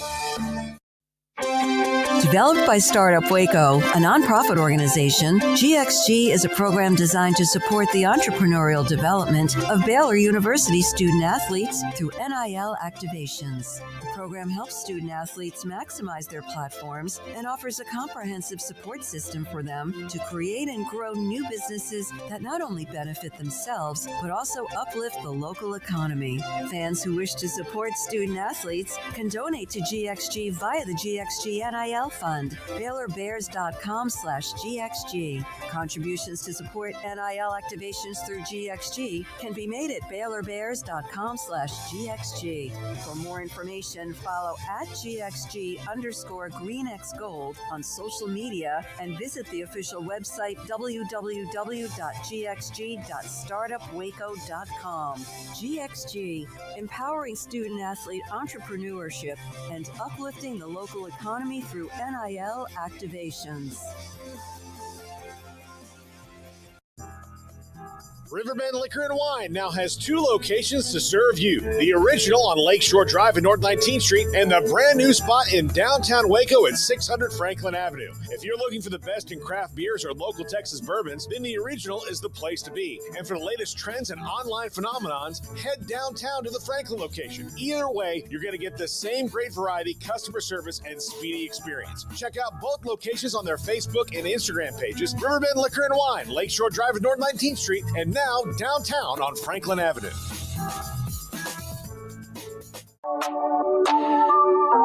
This is Craig Smoak's Off the Radar, presented by Alliance Bank. They take pride in making banking easy. AllianceBankTexas.com. Welcome into Off the Radar here on 365 Sports. Taking a look at a few stories outside the normal scope of college football. There is a somewhat related college football story, former Texas wide receiver Isaiah Bond that we'll get to. But first, I don't watch Pat McAfee religiously or anything like that, but it's impossible to not catch some of his clips, and today especially, because there's been a couple of different guests that he had on that were at least saying things that made headlines. One of them was Aaron Rodgers. I'm not going to start off with him. Big eye roll. I can feel it in the audience, the big eye roll with Aaron Rodgers, but I'll get to what he had to say about where he is, and it's kind of a slow news day, honestly. I'd rather have stuff and not talk about him, but it is one of the bigger stories today. But the one I want to start off with, actually, is the fact that NBA Commissioner David Stern was on the – or not David Stern, Adam Silver, excuse me. Adam Silver was on McAfee's show, and he was asked about the rumors that are floating out there on social media the last few weeks, ever since the Luka Doncic trade, about the Mavericks – front office having orchestrated this move to, and the conspiracy theory is to kill fan interest to the point that people stop showing up to games and supporting the team so that they then have a valid excuse to pick up the team and move them to become the Las Vegas team. The Major League contingent. Yes, they watched Major League, and they think that's how it works in real life. And so they think that they're tanking the franchise on purpose to basically move this team to Vegas. Never mind the fact, and I talked about this when that rumor first started floating. I called it 100% bupkis to begin with. Never mind the fact you're leaving the Dallas-Fort Worth market empty is what you're proposing for Vegas. Do you understand how big Dallas-Fort Worth is? Do you understand how big the sports market is in Dallas-Fort Worth? That would be dumb business on the NBA. I don't care how much money is flowing through Las Vegas to take a well-established world championship winning team who was in the finals a year ago. To pick them up and put them in Las Vegas for a few quick bucks makes absolutely no sense. It makes absolutely no sense. But for those who still believe in this, and granted, there are going to be people that God himself could come down and say it's not happening, and they would still, yeah, but I don't know. Adam Silver basically shot that down. McAfee asked about it and said, basically what all the rumors had been out there about it. And he said, Adam Silver, they're not going anywhere. There's no thought of them going anywhere. It's true that the group that bought the team is out of Las Vegas, but they couldn't be clear. And I just want to make sure that there are no doubts. There were no ulterior motives there. This team is staying in Dallas. In fact, looking at building a new arena in Dallas. And there have been various reports over the last, there's been pretty consistent reporting on the Mavs' desire for a new arena. It is true that their new Las Vegas casino billionaire mogul owners do have a tract of land over where old Texas Stadium used to be in Irving. And the thought is that if they were to get their way and gambling were to be legalized in Texas, or even if it isn't, that would be the site for a potential new Mavs arena, would be there in Irving on the site of the old Texas Stadium. But the ideal scenario being that they do get gambling passed in Texas at some point, and they could build out an arena slash casino, do the whole big shebang there and make trillions and trillions of dollars. There also has been other reporting and from the organization itself that they are looking at Dallas first. And they have the most Dallas spot you could have. I mean, it's a stone's throw from where JFK was assassinated. That is downtown Dallas as you can get. You can't drive by downtown Dallas without seeing a glimpse of it, really. So at least the direction I go most of the time. So there it is. There's Adam Silver shooting down that the Mavs are moving to Las Vegas since that really got stirred up during the Luka Doncic trade. I fully believe him. I've never bought that conspiracy that was what it was all about. I've never bought, even without the Luka trade, that they were coming in to take the Mavs out of Dallas and move them to Las Vegas. I think they're going to do the logical thing, keep a team in one of the biggest metros in the entire country that is sports crazy, and one of the cities that has all four professional sports city. I mean, it's a metroplex, but you know what I'm saying. And then go do the logical thing, which is add another team, a brand new team, and put them in Las Vegas and still get everything that you want out of it. So I know that's not going to convince the tinfoils out there, but I believe him. I don't think the Mavs are going anywhere. I never have, but Adam Silver did put mouth to paper, pen to paper today and talking about it. So. Pat McAfee, and I've noticed this in the last, of course, by having Aaron Rodgers on, he loves the internet rumors. Oh yeah, he loves Twitter. Them. He's a little bit like Sports Rogan in that, like, it doesn't have to be true. Like, well, he is in a lawsuit about the sorority girl at the Ole Miss. Yeah. So like, he's in some trouble, and he's like, the House of Mouse is going to have to pay some money. Probably to this girl. I think a lot of people are going to have to, because it wasn't just them reporting it or really glamorizing it or shining a light on it. Although he was one of the biggest names to do that. So I think there's going to be settlement money coming her way from him or from Disney and from whatever other outlets. Was Barstool maybe involved? I don't know, but she's going to make some money for sure. Barstool is the only one to publicly apologize. Well, shows you that.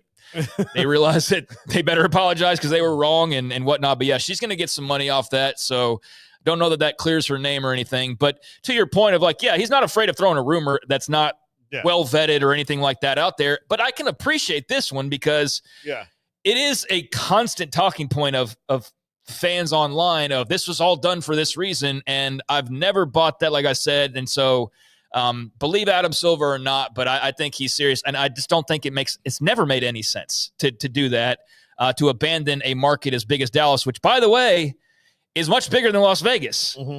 So especially when you count Fort Worth and all the surrounding cities, like it's not even close. So there you go with that. Also on his show, which again, typically I don't draw too much from a particular show, but today's news is what it is.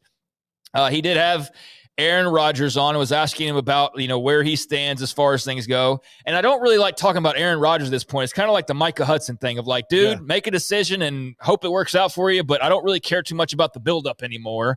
But he did say that there are a lot of false narratives. Imagine that. People always lying on him, right? But he said that he has spoken with a few teams, wouldn't mention the full list, did confirm the Giants, the Vikings, and the Steelers. Said that he spoke to Giants coach Brian Daboll, said he's a beautiful football mind, talked to Kevin O'Connell in Minnesota, who's an old friend, and even admitted as well to saying that he went and visited Pittsburgh, even though that was already out there and didn't really need that, but he did it anyways. He said that somebody in the building must have said something, but regardless, he was impressed by Mike Tomlin. He wanted to see kind of what things were like out there and what it would be like to be a Steeler. But ultimately, he's not in a rush to make any decision. And clearly Aaron Rodgers is going to do what Aaron Rodgers wants. Nobody's really going to put him in a pinch to make a decision. But he said, I am trying to be open to everything and not specifically attached to anything when it comes to this decision. I'm not holding anybody hostage. He's been upfront about that, and he's going through a lot in his personal life.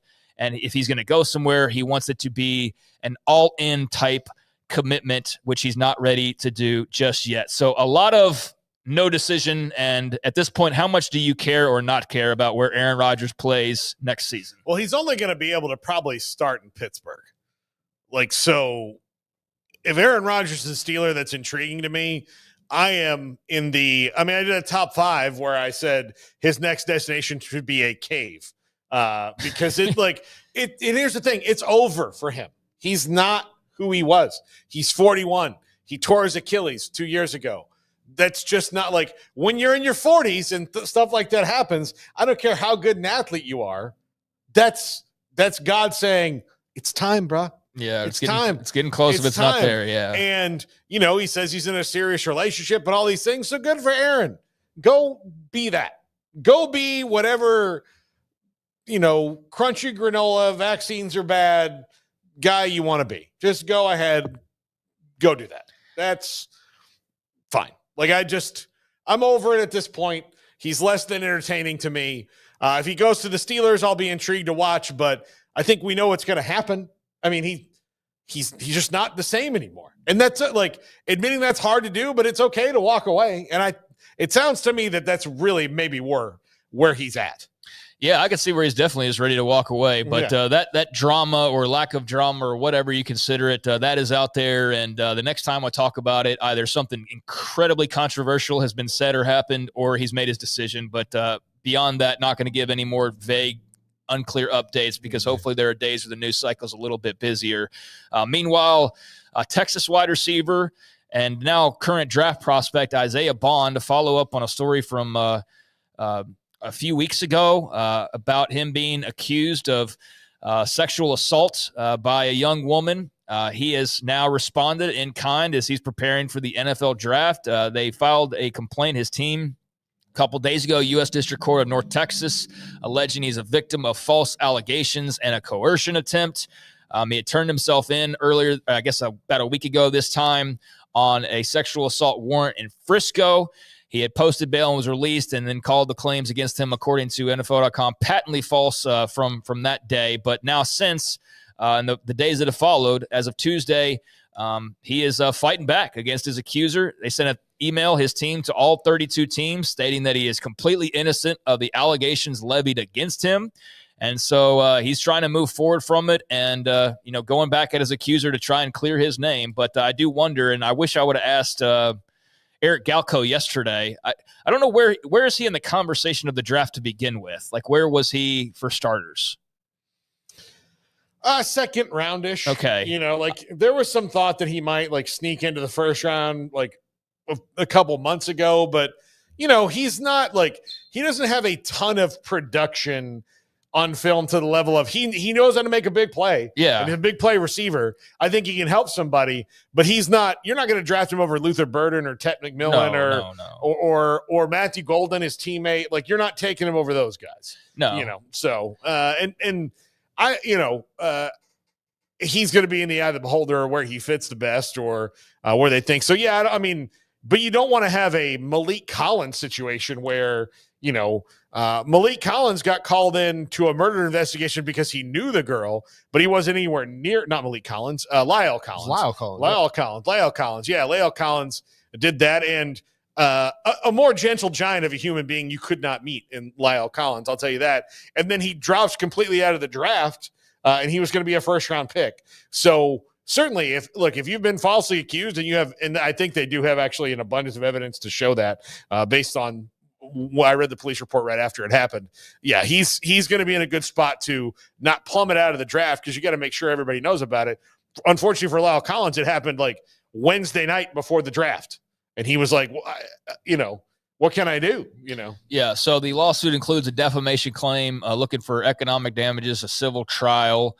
And the agents or I guess his people are fighting back, and obviously have been in communications with all the teams out there that might be a landing spot for him, and they're proclaiming his innocence and ready to, I guess, further fight if need be. So just an update there on former Texas wide receiver Isaiah Bond. And I asked because I really just kind of lost track of where he was in the conversation, but I wanted to ask Galco and didn't think about it till last night of kind of what an effect maybe that had on his stock, quote unquote. But there you go. There's a few things off the radar. All right. Thanks, Craig. Certainly appreciate it. When we come back, Mickey Spagnola, DallasCowboys.com. This is 365 Sports.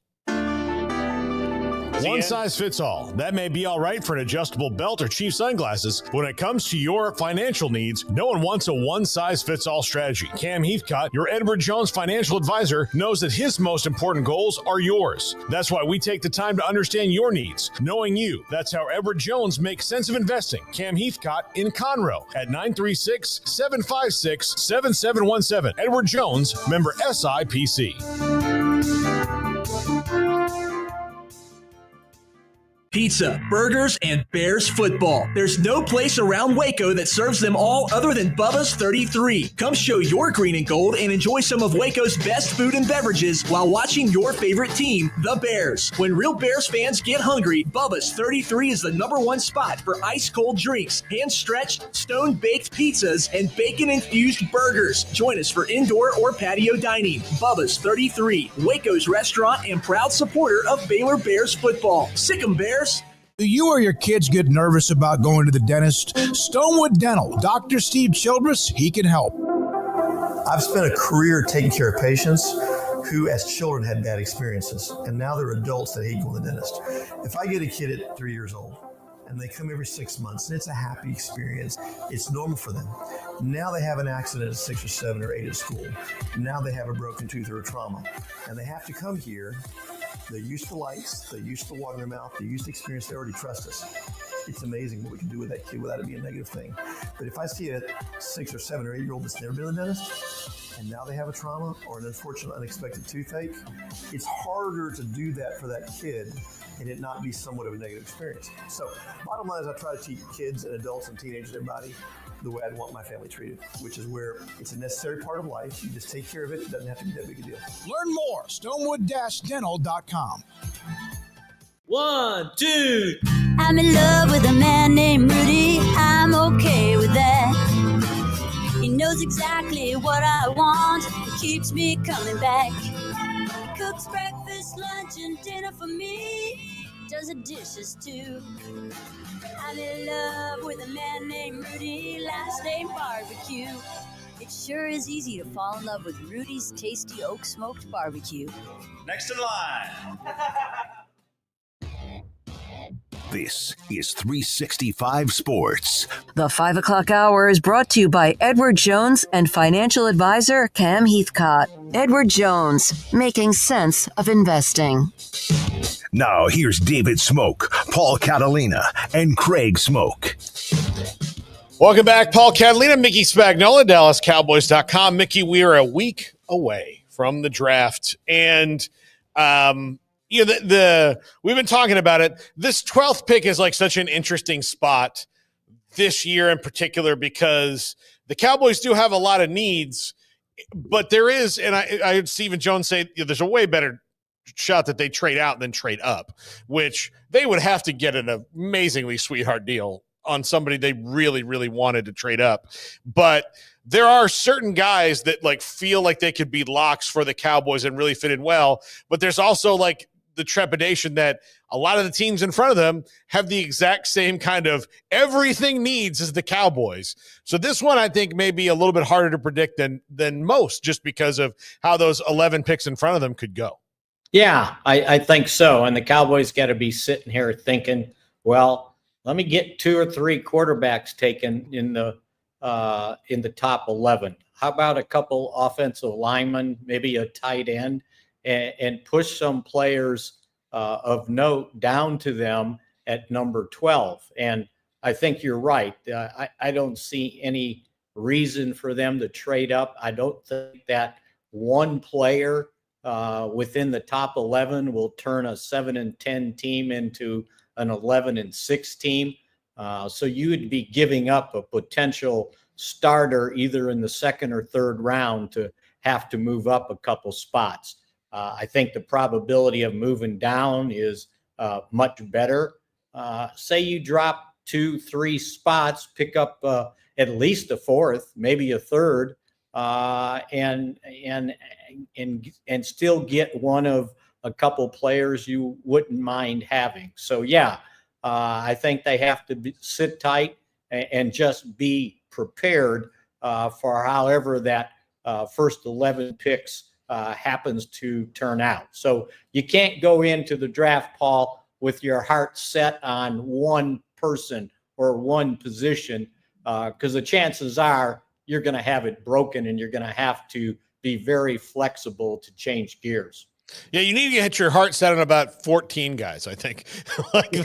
That's what you need to do. So that way you're like, oh, I love this guy as much as the next one. Well, maybe some of those guys will still be there in the second round when you get there at 44, right? Yeah, exactly. And that's the one at 44 is the one I'm most interested in, because I think when they get to that point, that's where they can maybe feel a little bit of relief to go in a lot of different directions, as opposed to like at 12, it just like they might be a little bit more boxed in.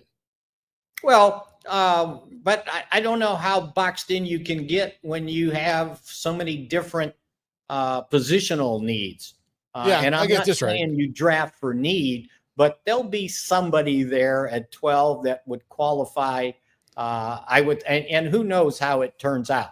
What if the 12th pick qualifies a running back or a cornerback or a wide receiver or a defensive end or tackle, if you want to spend a high pick like that on a tackle that the Cowboys really haven't done all that much in their history. So, I think there's enough things that they could say, well, why not this or why not that?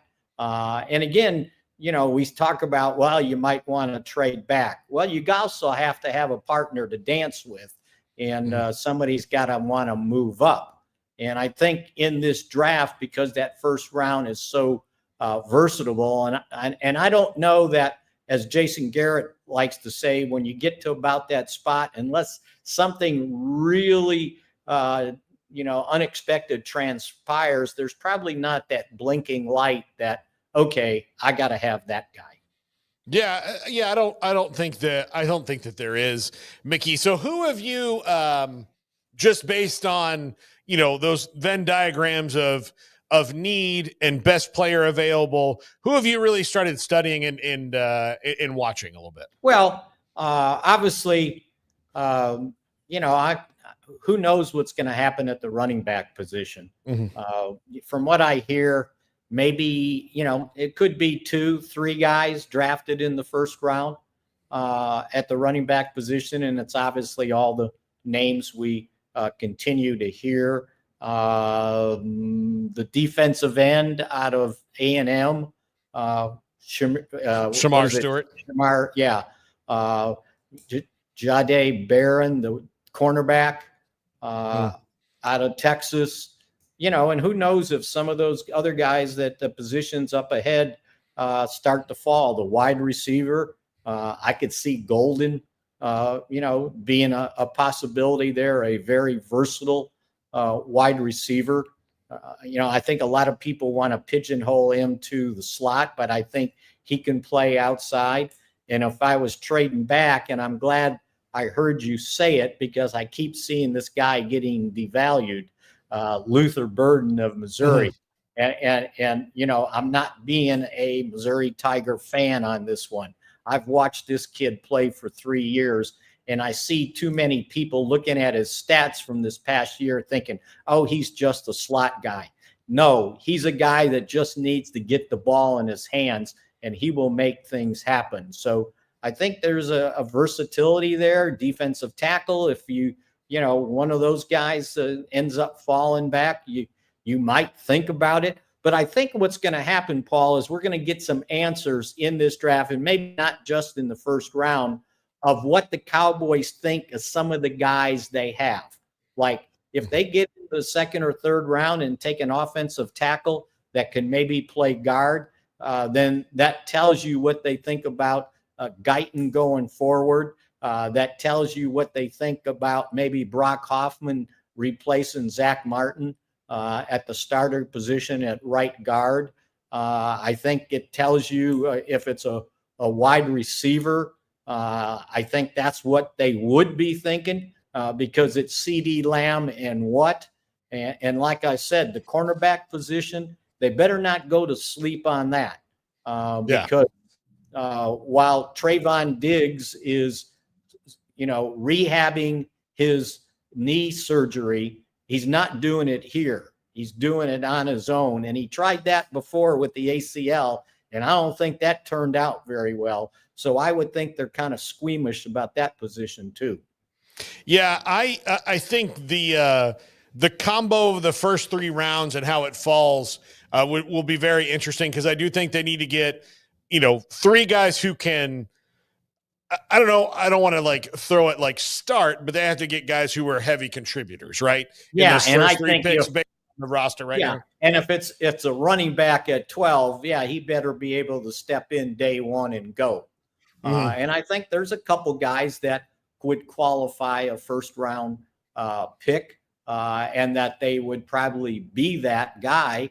Because right now you got 5 guys at the running back position under your control. And I don't know that any of them you know that you can sink your teeth into. They did the free agent deals with Javonte Williams and Miles Sanders, but it's only 1-year deals. So they're kind of placeholders, and there's certainly a spot there if the first, second, or third round to draft a guy that could be a franchise running back. And the history, sort of what I'm writing about for Friday of this franchise is they have hit on first round running backs. And it goes all the way back to Calvin Hill in 1969.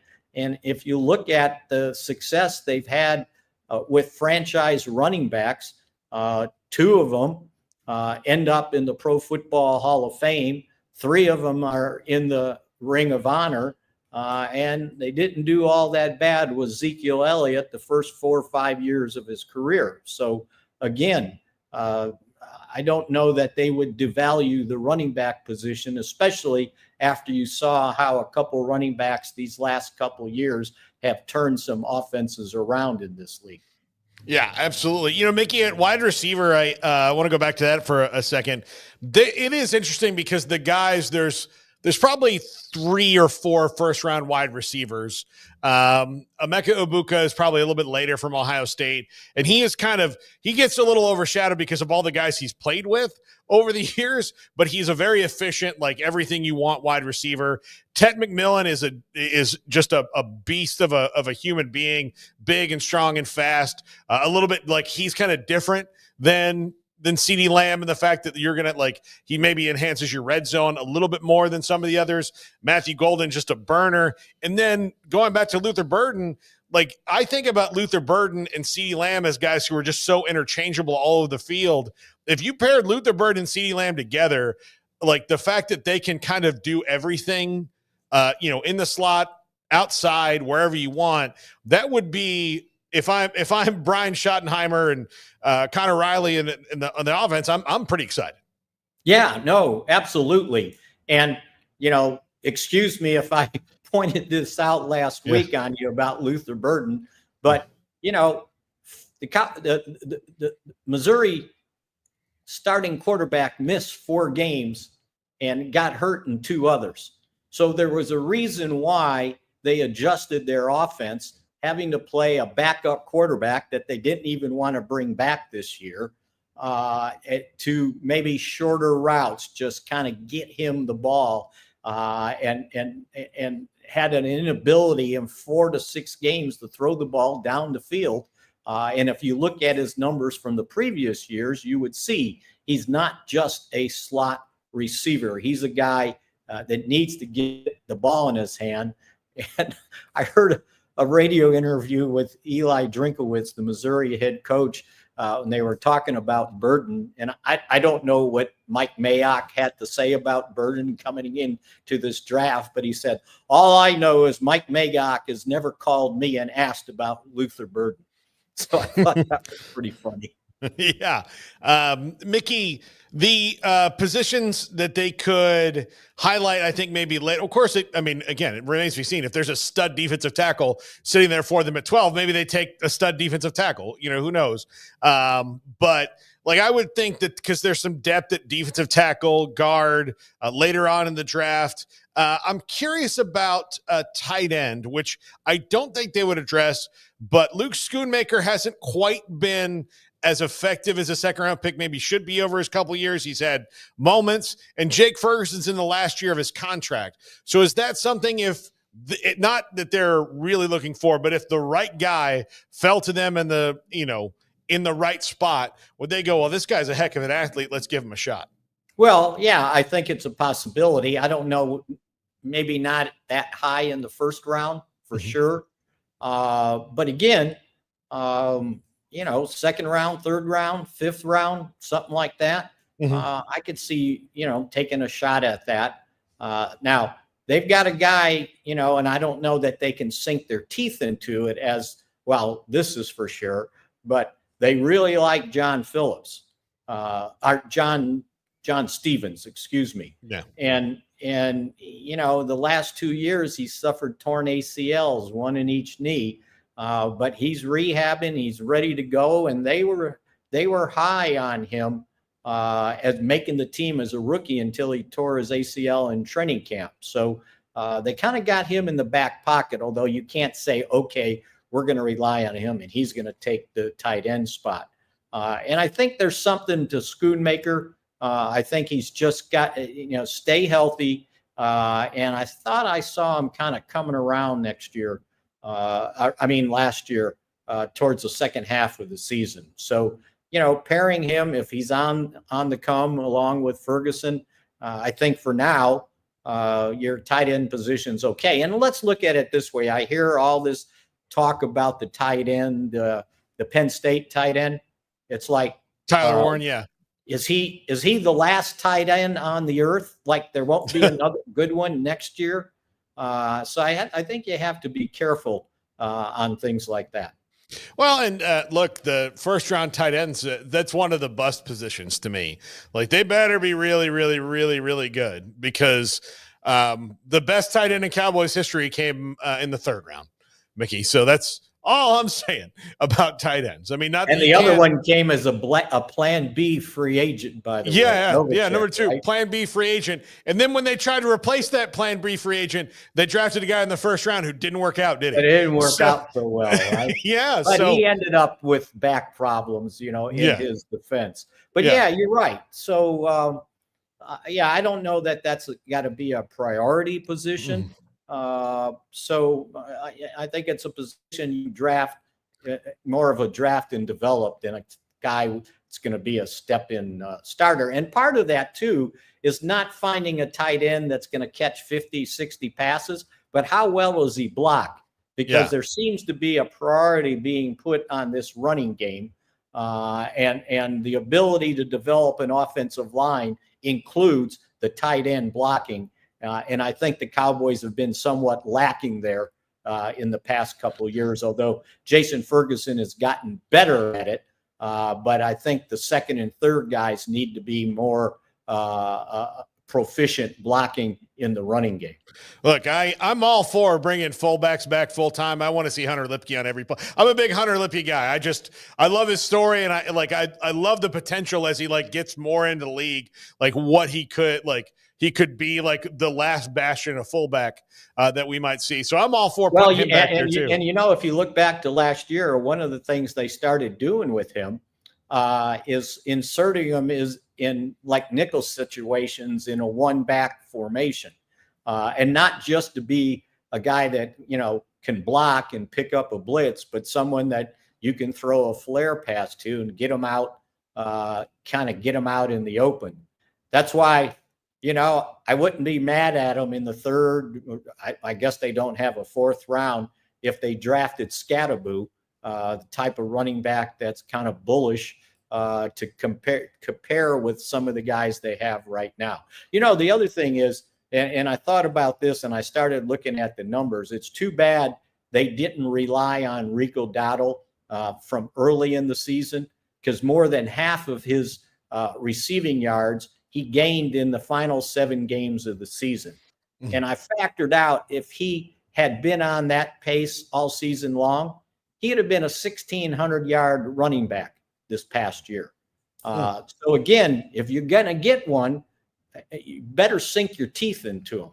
Yeah, I would be very pro Scatterbo. I'm a big Scatterbo fan. I think he's going to be a good player in the league. Plus, I think he helps the attitude of the team, right? Oh, he's just a bulldog. I mean, he's like the good kind of psycho. Like you need guys like that. Mickey, that's like putting Bill Bates at fullback, right? Yeah, exactly. Yeah, and it jacks everybody else up too. Yeah, especially the offensive linemen.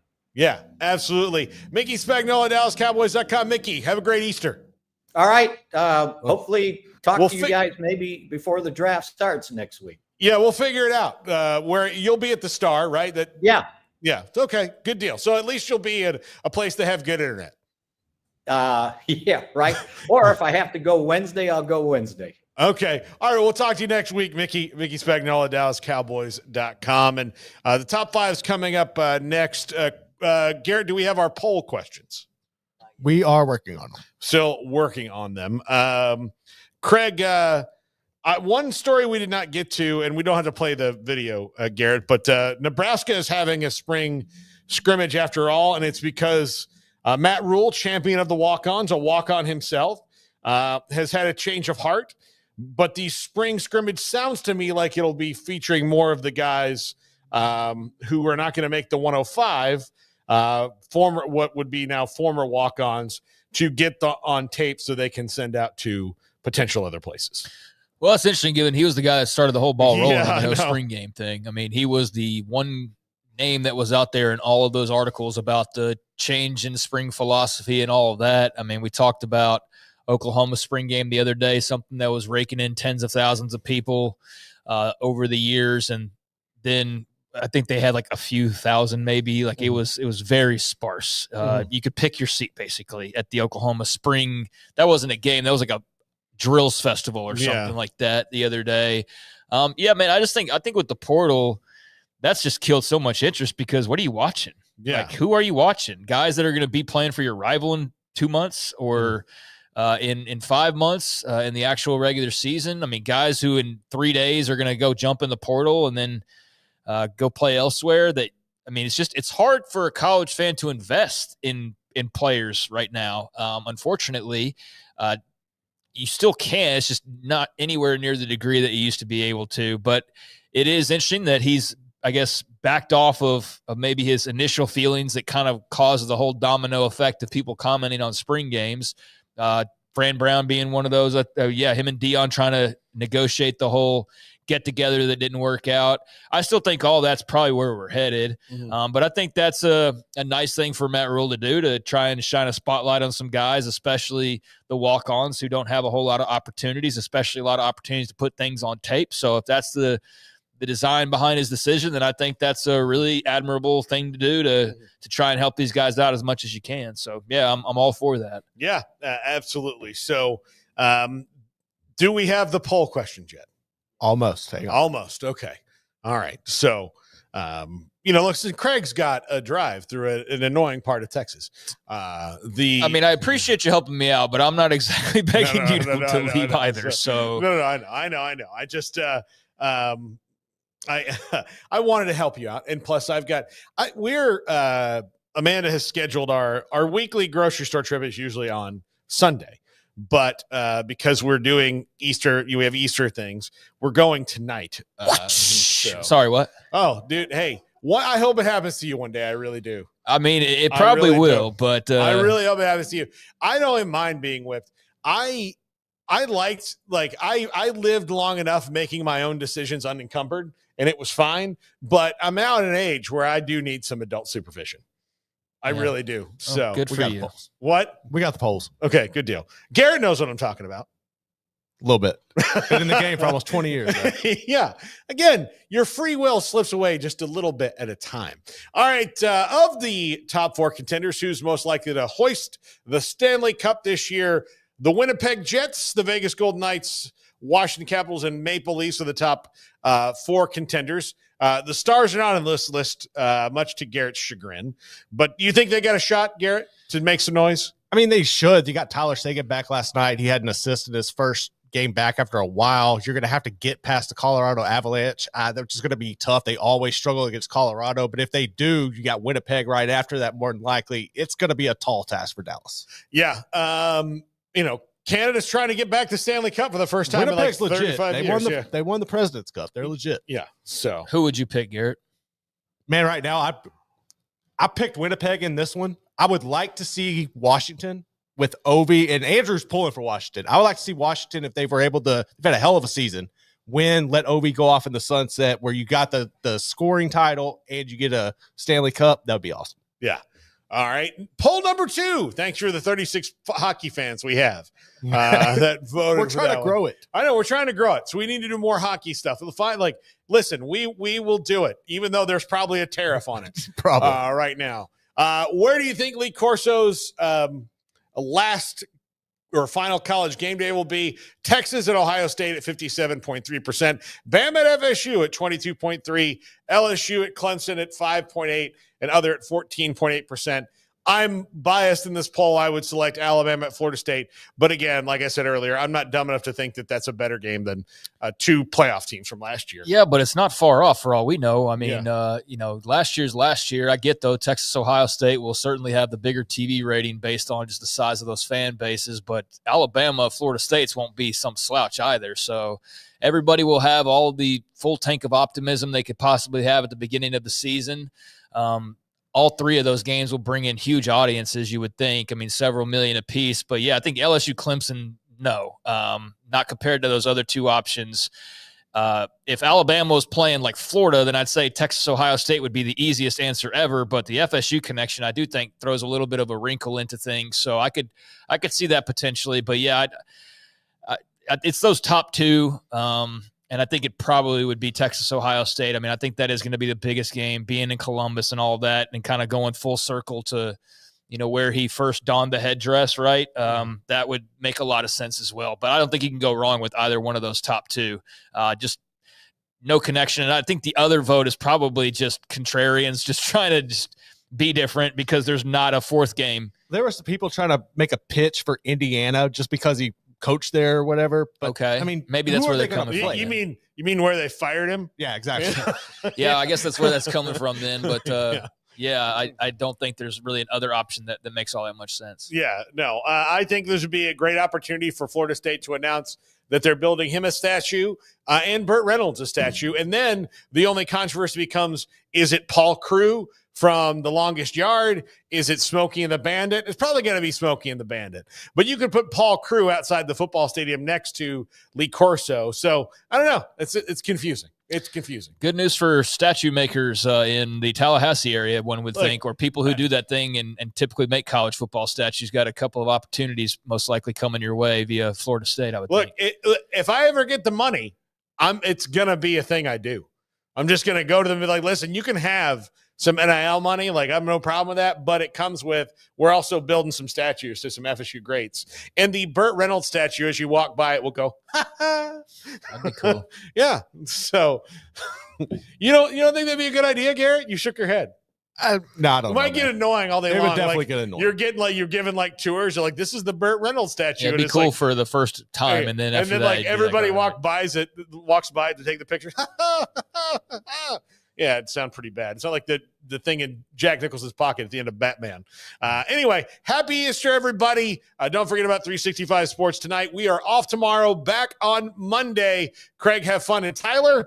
Yeah, man, you too. Happy Easter. Happy Easter to everybody out there. Stay safe. And, appreciate everybody who watches or listens, and hit that like and subscribe button, I guess, is the only thing I got left to say. All right. Happy Easter, everybody.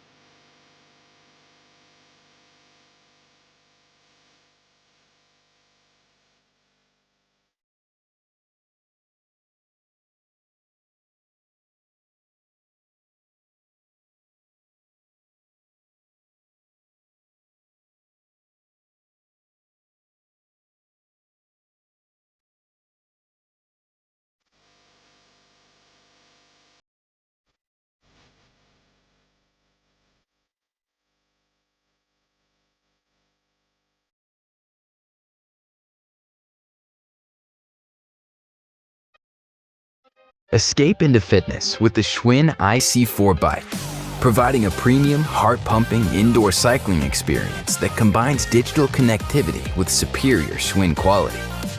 The IC4's smooth, quiet ride features magnetic resistance with 100 micro-adjustable resistance levels, an intuitive resistance knob, a beautiful backlit LCD display, adjustable race-style seat, dual-link pedals with toe cages, and a pair of 3-pound dumbbells with easy-reach cradles. Place your phone or tablet on the media rack and keep them charged with the IC4's convenient USB charging station, extra-large dipped handlebars for premium grip, and dual water bottle holders for staying hydrated.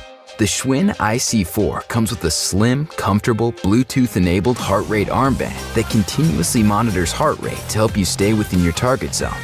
But the best part about the IC4 is premium digital connectivity. Digitally immerse yourself in a world of virtual races, exotic locales, and stunning trails from around the globe. With connectivity to cycling and coaching apps like Peloton, Explore the World, and Zwift, with the Schwinn IC4 bike, you can ride with Peloton at a fraction of the price. Don't limit yourself to one digital experience. Pedal through dozens of scenic destinations, controlling your pace by speeding up or slowing down. Fitness was never meant to be put in a box, and neither were you. Escape the everyday with the Schwinn IC4 bike, your ticket to a life well lived.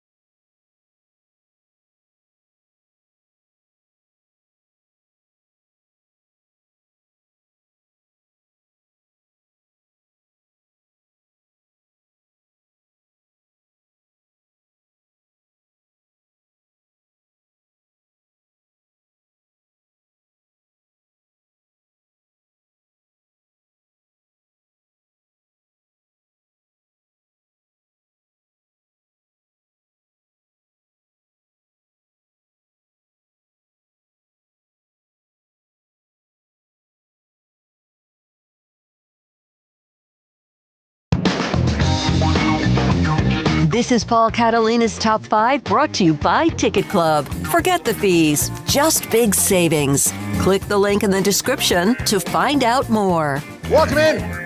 Day 3 of Paul's second annual mock draft. Why is it taking 3 days? Because we only do these 5 at a time, people. And we don't have a show tomorrow. So you'll have to wait till the weekend to find the back half of the draft. That's what we do. It's called a tease, people. That's what we do in this business. Number 11, the San Francisco 49ers. A great many needs. They had to clear things off for cap space this year. As you saw, Deebo Samuel's out the door. They thought about trading Brandon Ayuk. They had to release Kyle Juszczyk and bring him back on a different deal. They've done a lot of different things across the board, releasing people and moving on from them, signing people to lower deals in free agency. This was not a team that is in their window right now of go spend and go get it. So they're in a bit of a soft reboot after an injury-plagued season last year. So what do? I think they start the defensive line, and the defensive line freak of this draft is Shamar Stewart from Texas A&M. Testing out amazingly. Now, his production on the field as far as sacks goes, not great, but he's really good against the run, and the sacks, I believe, will come, especially on a defensive line like San Francisco that's coached the way that they are. Number 12, the Dallas Cowboys. The Jones boys select an area of tremendous need. They get their number 2 wide receiver. This is a great pairing with CeeDee Lamb, of Teteroa McMillan from Arizona. 6'4", almost 6'5", 225, 4.5 speed, goes up and gets the ball, can separate. This is amazing for Dak Prescott if they can get this done. I believe that McMillan will be there given the needs of other teams. So they don't get Ashton Genty, which I believe is everyone's first choice, but they do get their second choice in a major area of need too, in Teteroa McMillan, wide receiver from Arizona. Number 13, the Miami Dolphins Taron Armstead retired this offseason. That leaves a big gaping hole in their offensive line. How do you fill that? With one of the best offensive linemen available in Kelvin Banks from Texas. Many think he might be the best offensive lineman in this draft, and he did a great job for Steve Sarkisian and the Longhorns over his tenure there. As a matter of fact, Kelvin Banks, I think, can be the shining star of the guy who brought the Longhorns offensive line back from a decade of mediocrity. A decade of mediocrity along the offensive line of Texas. I know that, guys like Quinn Ewers and Arch Manning and, Matthew Golden will be kind of the faces of the Texas Renaissance. Jahdae Barron, who I have going later in this first round. But if you really want to know why Texas was so good the last couple years, it starts with those two big defensive tackles that went last year and this guy right here, Kelvin Banks.